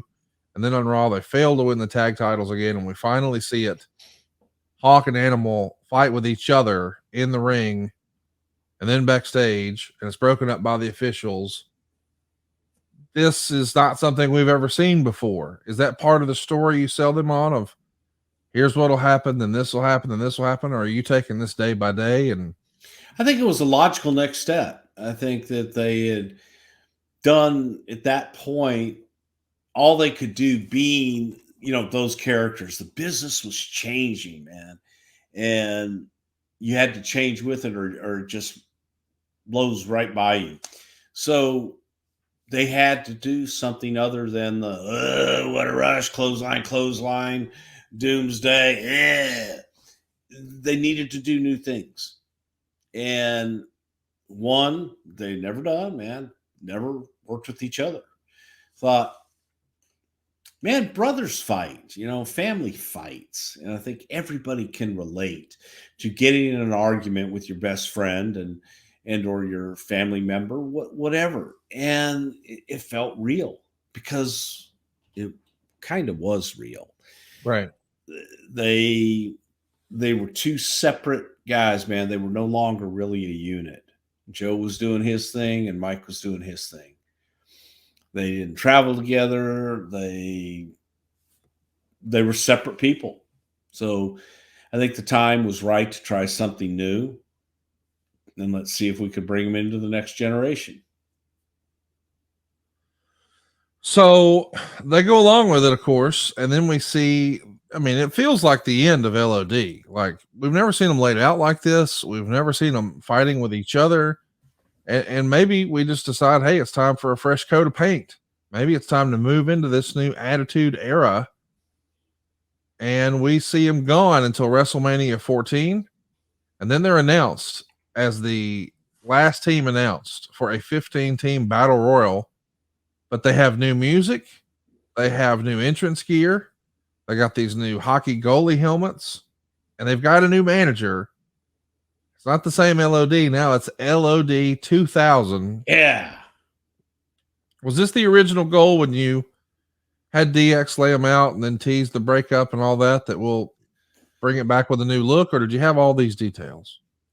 I mean, we talked about it, and then when we looked at a new presentation, what could help give them an edge, and Sonny was the edge. Sonny was that unknown factor that, man, it gives them a whole new look. It gives them a whole new feel, and you're not looking at the two guys in the jean shorts and two guys that just are this kick ass. You've got this bitch who had been portrayed as this really evil bitch, and Sonny leading the way and kind of pulling the strings. So, if for nothing else, you want to see their entrance and you wanted to see Sonny, and Sonny was an attraction. I'm curious, which version did you prefer? LOD with a puppet or LOD with Sonny? Oh God, no, the puppet. Please. Everybody loves the puppet. I don't love the puppet. Gotta love the puppet. You don't love Rocco. Where is that puppet? Does Ben Brown know? Can we get that hunted down on A&E next year? Because I would be into that. You never know. Do you happen to know where the puppet I really don't know. No, I don't. Because if I knew where Rocco was, he'd be right there. on the show? Because you would know if things are hard. Right there. Yep. If things are hard, if things are tough, he can provide you that same counsel he did to Hawk and Animal back in the day. Yes. Exactly. Now all I've got to talk to is him. What up, love? Word. Yeah, I know. The Sonny thing doesn't last very long. Whose idea was it to put that to bed? Hers or theirs? The audience. Yeah, nobody gave a flying fuck. Nobody cared. It just was, yeah, all right. Hey, cool entrance, has cool pictures out of it. And didn't work. Now the Outlaws are no longer this big heel team. Now they're the top babyface team, and that kind of leaves LOD in no man's land. They're going to be wrestling the likes of the New Midnight Express, and well, nobody wanted to see that. They're put with. Come on now, Bodacious Bob, and I think it's Bodacious Bart. Yeah, and Bombastic Bob, something like that. Yeah. So listen, they're put with draws. Paul Ellering makes a return. Are we just throwing shit at the wall to see what will stick at this point? Because we know they were once top talent. We just looking for new, and different, and trying a lot of different things. Did you think there was a chance that they could make the draws thing work?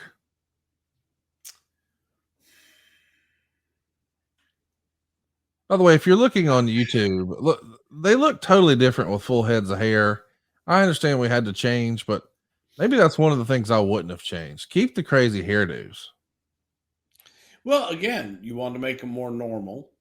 Normal for draws was the Mohawk, but look, there was one guy on the roster that could fit with them. It was Darren Drozdov. Okay. They hung out together. They liked draws. And it was an opportunity, that we thought that this could be good for draws to learn and maybe bring him to the next level. I don't know that Draws was ready for it, but man, when are you ready for it? Yeah. There's never going to be that perfect time. So we just did it because, again, you had Animal kind of phasing out and not able to do everything. You needed somebody, and you needed a young guy in there to take those bumps and to do the majority of the work. So Right. let's try to get somebody else over using the Legion of Doom. I'm curious how it happens that Paul Ellering winds up back in the company in 1998. I'm not saying that to be shitty. I'm just saying at this point we've seen the LOD without Paul Ellering. We've seen him with him. We've seen him with Paul Ellering and a puppet. Then just by themselves. Then with Sonny. Now with Jaws. Now with Paul Ellering. How does Paul Ellering get the nod here? And I guess maybe what I'm trying to figure out is, are we trying to see what's the missing ingredient to get this team like they were? Are we trying to placate the guys individually? Or do we have a concern? Hey man, maybe Hawk or Animal won't be able to stick around, but if we've got Draws and we've got Paul Ellering, we've got 2 out of the 3. What's the thinking? Yeah, kind of go back to your roots, and it was all the above. You weren't sure what you had in Hawk and Animal, either one, frankly. And the jury was really out on Animal as far as what he would be able to do physically. But with Mike, Mike was having his issues too. Ellering was hopefully a stabilizing force in that, because I don't know that Joe was really keen on babysitting Mike anymore. Right. And Paul, I don't think ever had a problem with it. Anybody that's ever been around Paul Ellering is, first of all, he's extremely intelligent, but a really good heart, in that there was no doubt in our mind that Paul would be able to help and look after whatever we needed him to and impart his wisdom. I don't think Paul Ellering was ever a great worker by any stretch of the imagination. I don't even know if Paul was that great of a promo. But in my opinion, I thought he was a great part of that team. He made them because he was so different. He was so unique. And even when we moved Paul to DOA, I like Paul in that role. Just because he's a guy that after every match, good, bad, or indifferent, has feedback, and was constantly giving everybody feedback. And in my opinion, I thought it was usually good feedback. Well, he doesn't stick with the LOD very long. He turns on them and winds up being aligned with the Disciples of Apocalypse, Skull, and 8 Ball. Of course, we know them as Ron and Don Harris. But then on July 27th, we start a controversial angle playing off Hawk's real life demons. LOD would lose a match to Mark Henry and the Godfather of the Nation when Godfather pinned Animal after a Death Valley driver after Hawk fell off the top rope trying to do the Doomsday device. During the LOD's entrance, Hawk did not wear his traditional shoulder pads. He tripped and fell, getting into the ring.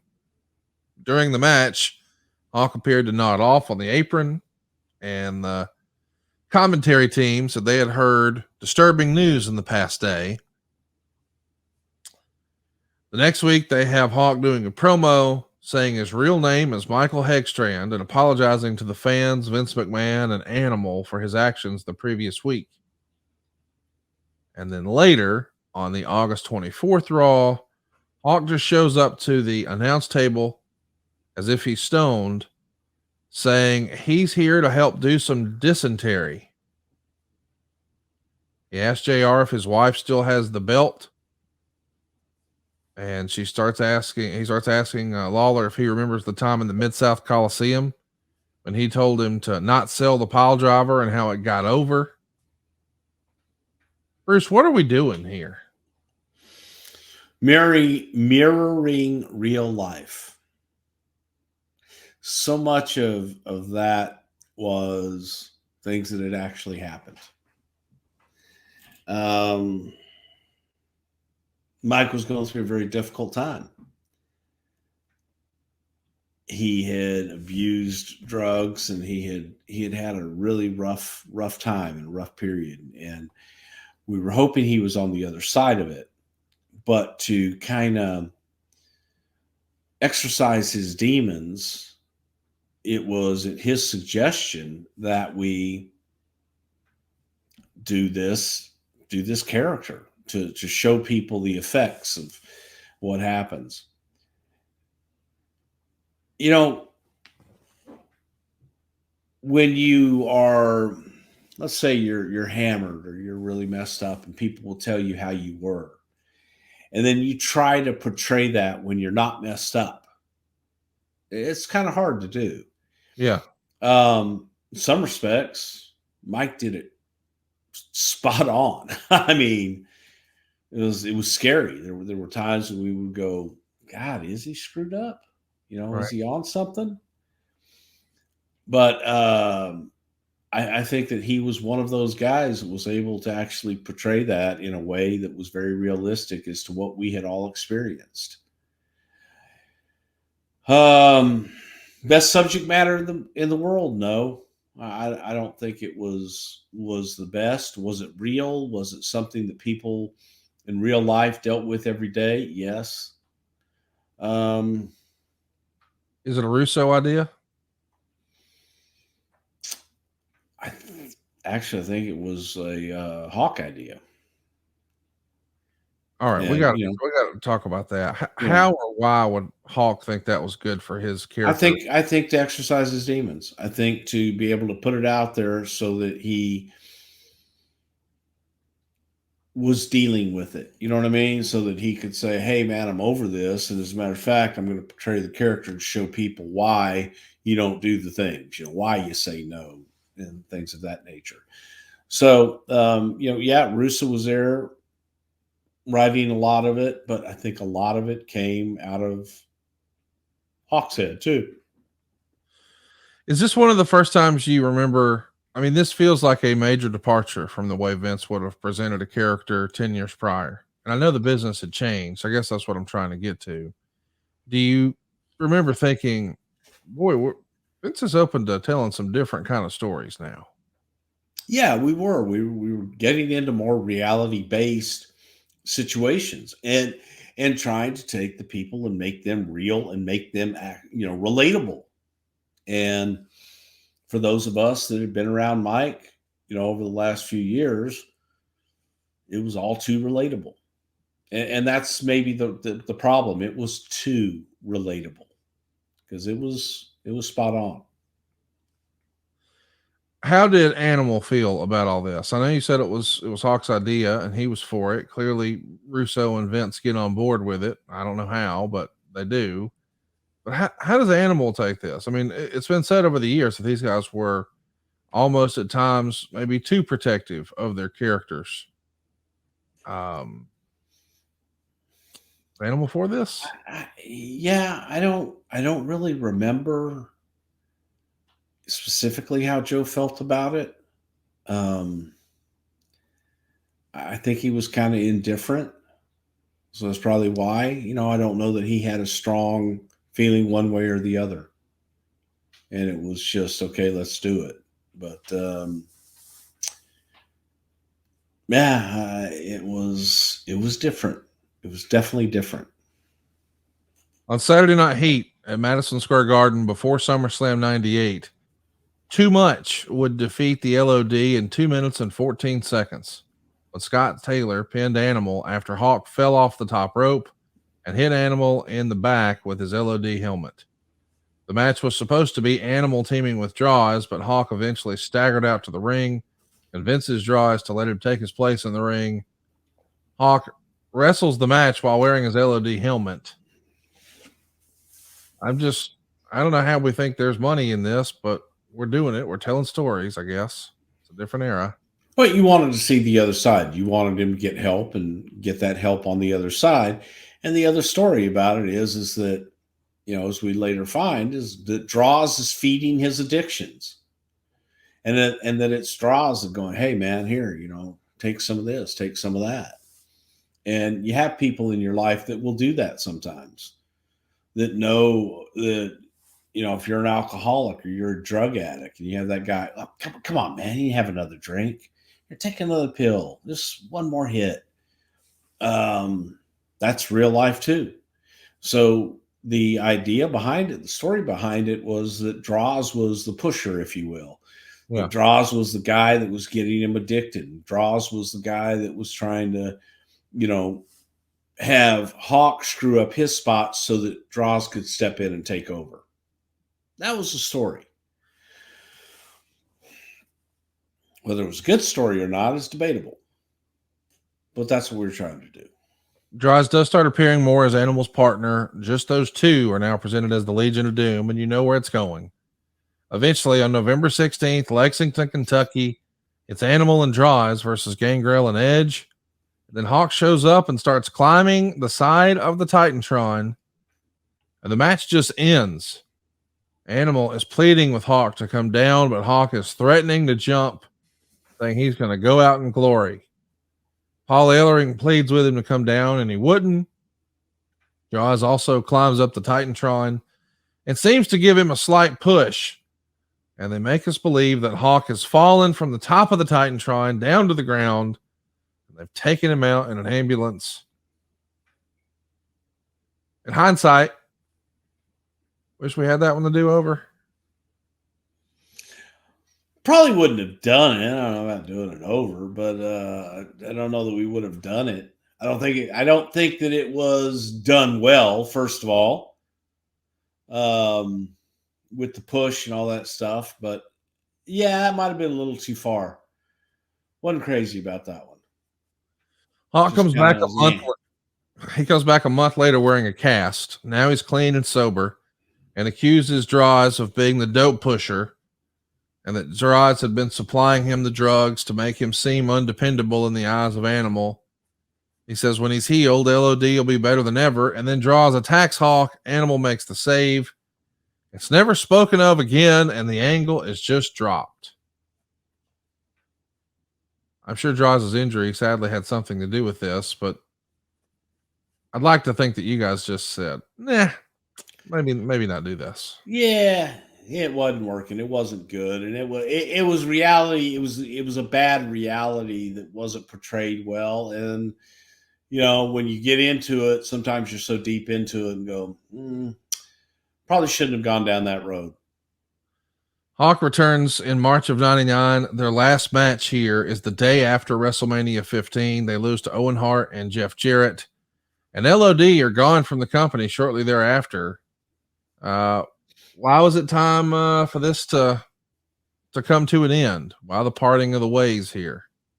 It was an experiment that didn't work. It was trying to relive, the glory with really only half the team, and then the other half just wasn't really into it. And wasn't anywhere close to being the Hawk of old. And you had Animal, who couldn't do a whole lot due to his limitations.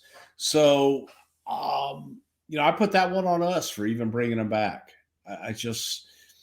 We tried to make it work. We tried to get something out of the LOD name one last time, one last run. It just wasn't there. They didn't have anything left in the gas tank. Talk to me about, how they're taking this. Like when it comes to an end and we're wrapping things up and everybody knows it's coming to an end, is there ill will? Are they upset with their pay? Are they upset with creative? Or are they upset just, damn it, we don't want it to end and Father Time does no jobs? What's the thinking? I think they both knew it. Yeah. I mean, they knew it. They knew it wasn't working. They could tell. The reactions weren't there. Their bodies were telling them, you're not a spring chicken anymore. You can't do this like you used to do. And everybody knew. So I don't, at least on my end, there was really no animosity. It was just kind of, we've come to the end of the road and time to get off. Did you think you would ever see them back in the WWF? Certainly probably not as full-time, but could you have seen pop-up special attractions here or there? I mean, maybe you could have a one-off here or there, but not in any way a full-time basis, where they were coming in on a regular appearance deal. I don't think that could have happened. Well, LOD is back on the Indies. They're going to be in Japan for the next few years. Animal even has a short singles run during the dying days of WCW, and they pop up in some of the early TNA weekly pay-per-views. You've talked about how you got along great with these guys. Were you in any sort of regular communication with them, or were they more quote unquote work friends? They were work friends. However, I think I probably talked to Joe more than Mike, but it was funny because Mike lived in Tampa and we had mutual friends. So we'd always send regards back and forth and what have you. And every once in a while I'd run into him and get a big hug, and he just was a big old teddy bear to me. They do make two last WWE appearances. First on May 12th, 2003. It's a Monday Night Raw in Philadelphia. They're going to lose to the tag champs Kane and Van Dam. Meltzer would have this to say: RVD and Kane beat the Road Warriors in 3 minutes and 10 seconds. Animal was blown up in 40 seconds. Hawk missed the Doomsday device. Kane choke slammed him. Rob Van Dam frog splashed him for the win. Bischoff said he had signed him for Raw, and at this point, neither had signed a contract. There were no dates booked for them after Baltimore on May 12th. Road Warriors looked terrible, but it was short enough that the crowd seemed okay with it. Hawk got right up. There's been a long and negative history of Hawk and Vince, but Vince told Hawk before the show to let bygones be bygones. So, talk to me about this. We haven't spent much time talking about the negative history of Hawk and Vince, but for him to pop right back up after the taking the choke slam and the frog star or 5-star splash, any heat on Hawk for this, or is this just Hawk being Hawk? It's Hawk being Hawk, but you definitely don't want somebody to do that after they've been told and asked not to do that, and told, hey man, go out and be professional. And look, there's always heat with Vince. I think just from a promoter performer, every performer feels that the promoter's screwing them somehow, some way. It's never their fault. It's never anything else. So there was always that professional heat with Vince. I would liken it to the same thing, with Hogan. It was that love-hate relationship with them. So, but Hawk was Hawk. Mike just, man, he stepped to the beat of his own drum. And it would be like, okay, I'm going to get Vince. Well, you're not hurting Vince. You're hurting the product. You're hurting the rest of the boys. And I don't know that he ever really understood that and got that in the end, because he thought, I'm sticking it to the promotion. Right. No, you just stuck it to the boys and your friends. The next night in Baltimore, there's a SmackDown taping. LOD is going to win an enhancement match over a fellow named Doug Delicious. What a name that is. And some other cat here named CM Punk. Wonder whatever happened to him. Yeah, I don't think anybody cares. Wow, that was unnecessary. I don't think they cared who LOD beat. And no, that's fair. They're just in for the two shots. Clearly, this is a tryout. Clearly, Vince doesn't like what he sees. Was it the work? Was it the physical performance? Was it the attitude? All the above? All the above. They came in and you're reminded, unfortunately, of the negative. One negative pops up and you go, oh, all the rest of them must be there. Two negatives pop up. It's like, do you really want to go down this road again? I don't think so. Hawk is said to have turned his life around at this point. He became a born-again Christian thanks to Ted DiBiase. The final match that LOD would have together would be October 3rd, 2003. It's Hawk and Animal against Greg Valentine and Buff Bagwell at an independent show in Ontario. And just 16 days later, Road Warrior Hawk, the real-life Michael Hegstrand, passed away at just 46 years old due to a heart attack on October 19th. Man, you want to talk about a guy gone way too soon. I mean, just look at that. If you're watching over on YouTube right now, that look right there, man, that's iconic in wrestling. That guy looks like a main eventer. He looks like a big star, and he was. But to be gone at 46, damn nation, man. What do you remember about hearing the news? I think John Laurinaitis told me, and I remember calling John's brother Joe, and it absolutely broke my heart. It just, God, it broke my heart. And one of the things that Joe said to me will stick with me forever. He goes, Bruce, he goes, Mike loved you. And hearing that, it's just so nice to hear. Because again, Mike and I always got along.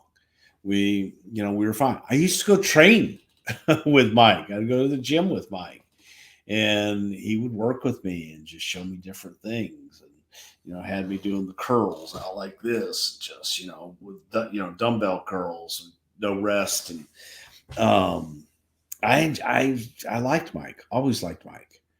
But he was a different cat. He was a different cat, and 46 is just too young to die. Just too young. But he lived a hard life, and I think he lived a good life, and hopefully he was at peace when he did finally pass. Man, what an innovator, what a big star. In an alternate universe, I could have seen him, as a big time singles performer. That look felt like it was, a rival to the Ultimate Warrior. I mean, what an impressive look. That could have been a monster babyface or a monster heel. I mean, at a different time and place. Instead, he was just a monster. Yeah. Hulk Hogan versus that guy. Come on, man. That could have been cool. Unfortunately, that's the end for Hawk.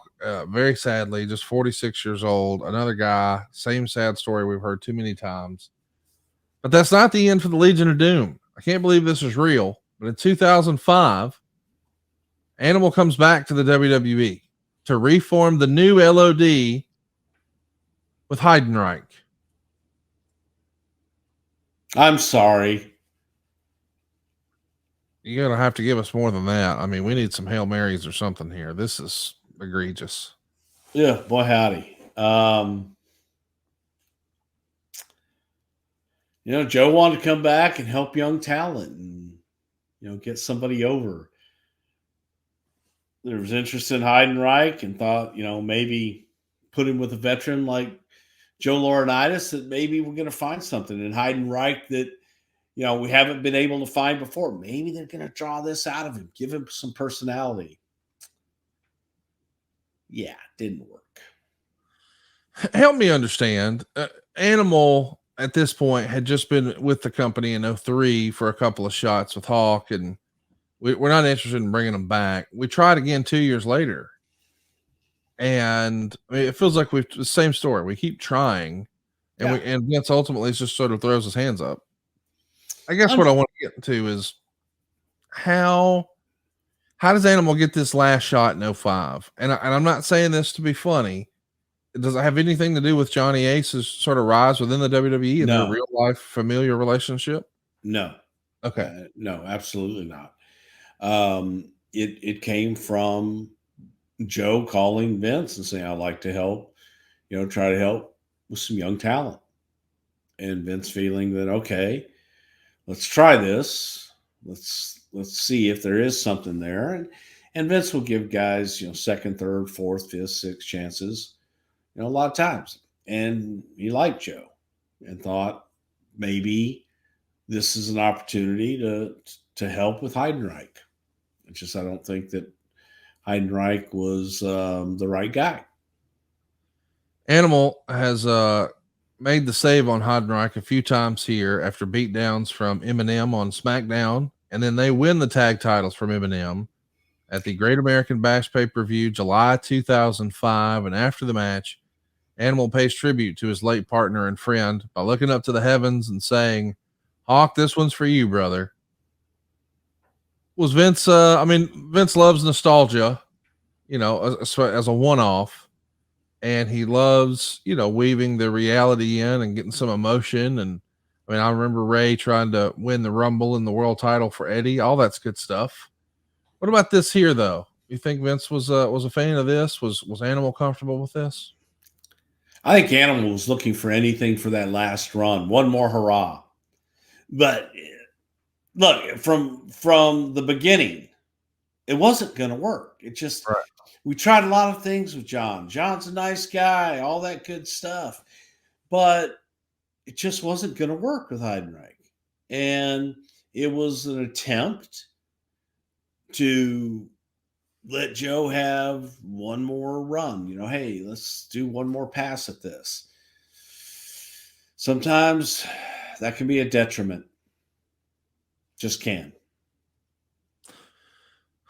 Well, over the coming weeks, Animal would convince Heidenreich to shave his head into a mohawk, wear the LOD makeup, give him the spiked shoulder pads. He's officially endorsed as a member of LOD. They lose the tag titles to Eminem on October 28th, 2005 on SmackDown. It's a four-way that also had the Mexicools and William Regal teaming with Paul Burchill. Kind of an interesting time, 2005. Heidenreich, unfortunately, is released January of 06. Animal's going to hang around a few more months just working as the Road Warrior. He's going to go ahead and be released June of 06. And it's probably time. That's the end of seeing Animal on a big time stage. Of course, we saw the loss of Hawk a few years prior, but Animal's wrapping up here June of 06. And the Road Warriors and Paul Ellering both go into the 2011 Hall of Fame in Atlanta. Well-deserved spot. I wish Hawk would have been there to see it. Animal has one last appearance as a part of the celebrations leading up to Raw 1000. He would defeat Heath Slater on the July 2012, easy for me to say, edition of SmackDown. That's his final match. And although you and I got to hang out with him a lot at conventions over the years, and you once convinced him to paint up and then sit in the crowd like a goof in a Chicago Cubs game. Yeah, that was that other goof that you Used to hang out with. Yeah. Animal passed away September 22nd, 2020, just 10 days after his 60th birthday. Gone way too soon, suffered a heart attack.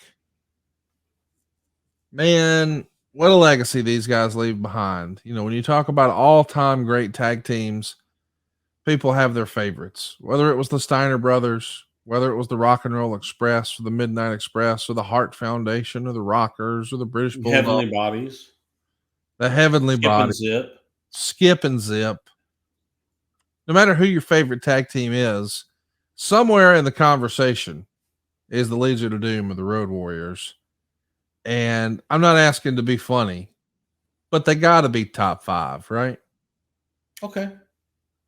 As far as drawing money, making an impression as an act, as a presence. Dude, once you see him, you can never forget him. Correct. Iconic. Look at that, man. If you're looking on YouTube, my gosh, what a look. Like, that's what you remember right there. Yes, exactly. Once you saw him, you never forgot seeing him, and they made an indelible impression in your mind. And I had the chance. Hawk and his wife were going to move to Houston. Late 2016, 17, 18, something like that. But he used to come down and we would see him. He would come to Booker T shows and things like that and go and do seminars for Booker, and got to spend time with him there as well. And it was just so enjoyable. And doing StarCast with him, that was a lot of fun. Just walking around Chicago with his face paint on and people going, "Oh my God, look, it's a Spider-Man." And so whenever someone would come up and go, "Who are you?" I go, "Spider-Man. Spider-Man, look, he's got Spider on his head. Spider-Man." And he was so pissed off. It was wonderful. But look, I enjoyed Joe. I enjoyed Mike. Both of them wonderful guys, man. And, we'll always have a place in this business, man. They are iconic and probably the answer to a lot of trivia questions in the business. So it's Is what it is, and again, gone way too soon. I spoke to Joe probably 2 weeks before he passed, just because he had done something on Facebook about going somewhere, some hotel, and I wished him a happy birthday, and that was it. And then so kind of hard. Johnny called me when they found out about his passing, and it just was gone too soon, man. Gone too soon. What an iconic legacy they leave behind. I mean, they are icons of tag team wrestling. I mean, when you think about big stars as tag team attractions and the ones that made the impression, like you were talking about, they're right at the top of the list.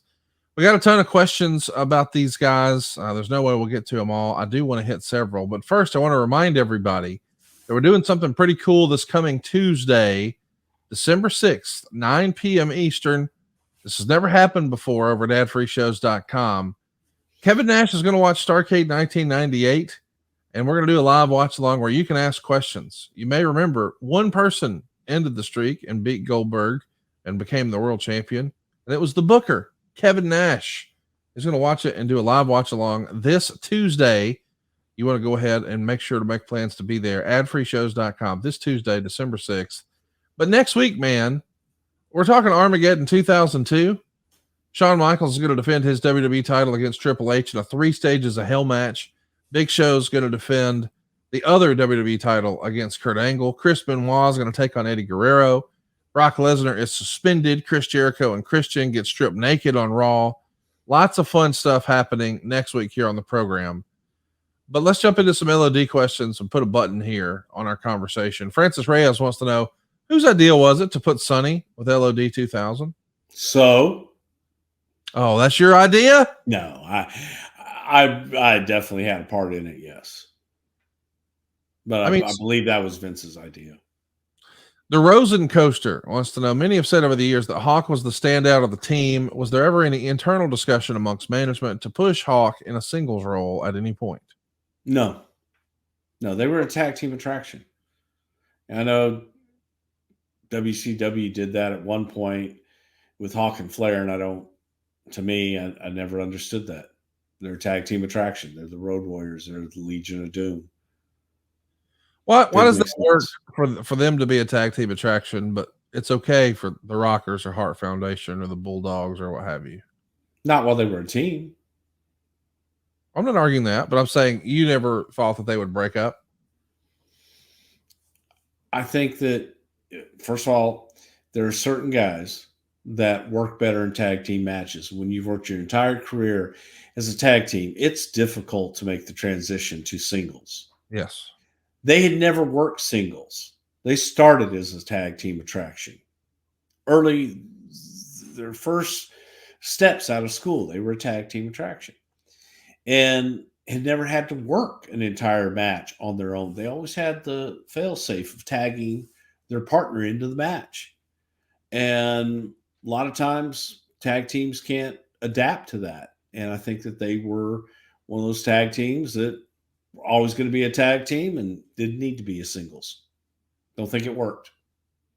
James wants to know, how did LOD feel about getting their heads shaved by DX?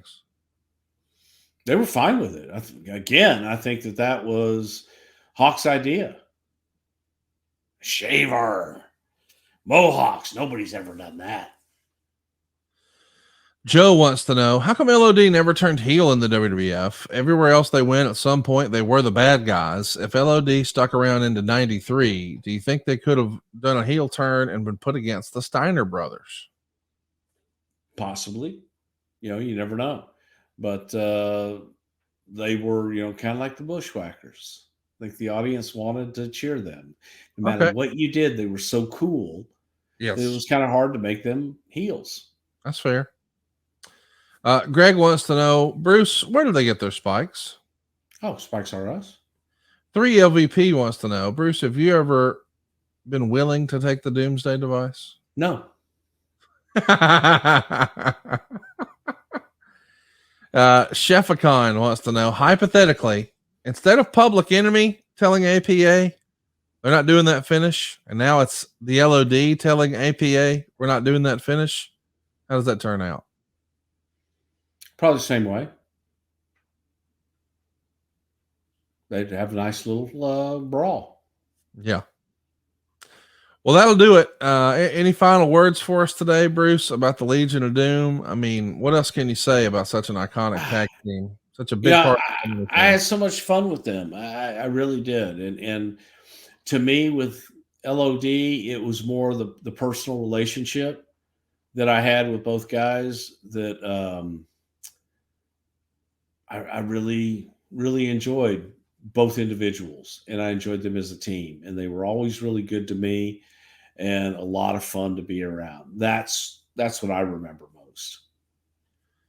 Well, we want to know what you guys remember about Armageddon 2002. Hit us up on Twitter, on Instagram. We're at Pritchard Show. Over on Facebook, we're Something to Wrestle. Be sure to hit the like button, hit the subscribe button, and turn your notifications on. SomethingToWrestle.com. This is the easiest way to introduce the wrestling fan in your life. Little bite-sized pieces of our show over on YouTube. That's somethingtowrestle.com. Bruce, today was a great episode. I appreciate you being a good sport. If you haven't already, I want everybody to check us out on the video here on YouTube. Man, you're a natural performer. You got into it today. I enjoyed arguing with you about Jim Crockett Promotions, and Because you're wrong. I said I enjoyed arguing. I didn't say that I won or lost. I mean, I think everyone. Oh no, I'm saying I won. Everybody knows that. So everybody listening knows that I was correct. Not even close. Well, not anybody with any common sense. I love you. Anybody that just likes to read, some guy in his basement just making shit up and believes that what they read is the gospel, then you know what, man, have at it. By the way, believe what you want to believe, but then again, apply those same principles that they do to your real life and to your business, if you actually have one, and if you are responsible for making money for your company or things like that. Apply those principles that this guy says are done in business and see how that works out for you. Just saying. I love that you get fired up and get animated. Check it out, somethingtowrestle.com. We'll be back next week talking Armageddon 2002. Should I play your Armageddon? Oh, really? Yeah. It's not my Armageddon. It's your Armageddon. I mean, I don't know what you heard. There ain't no fucking Geddon around here. It's your Armageddon. No, your Armageddon. Piff, I'm coming. Piff, I'm coming. Wait, I'll be there, dog. Don't say it like that. This Thursday, December 8th. What? That doesn't sound. That's not what you want to say. No. No. I'll be there, Piff. Piff, I'm coming. I can't wait to see.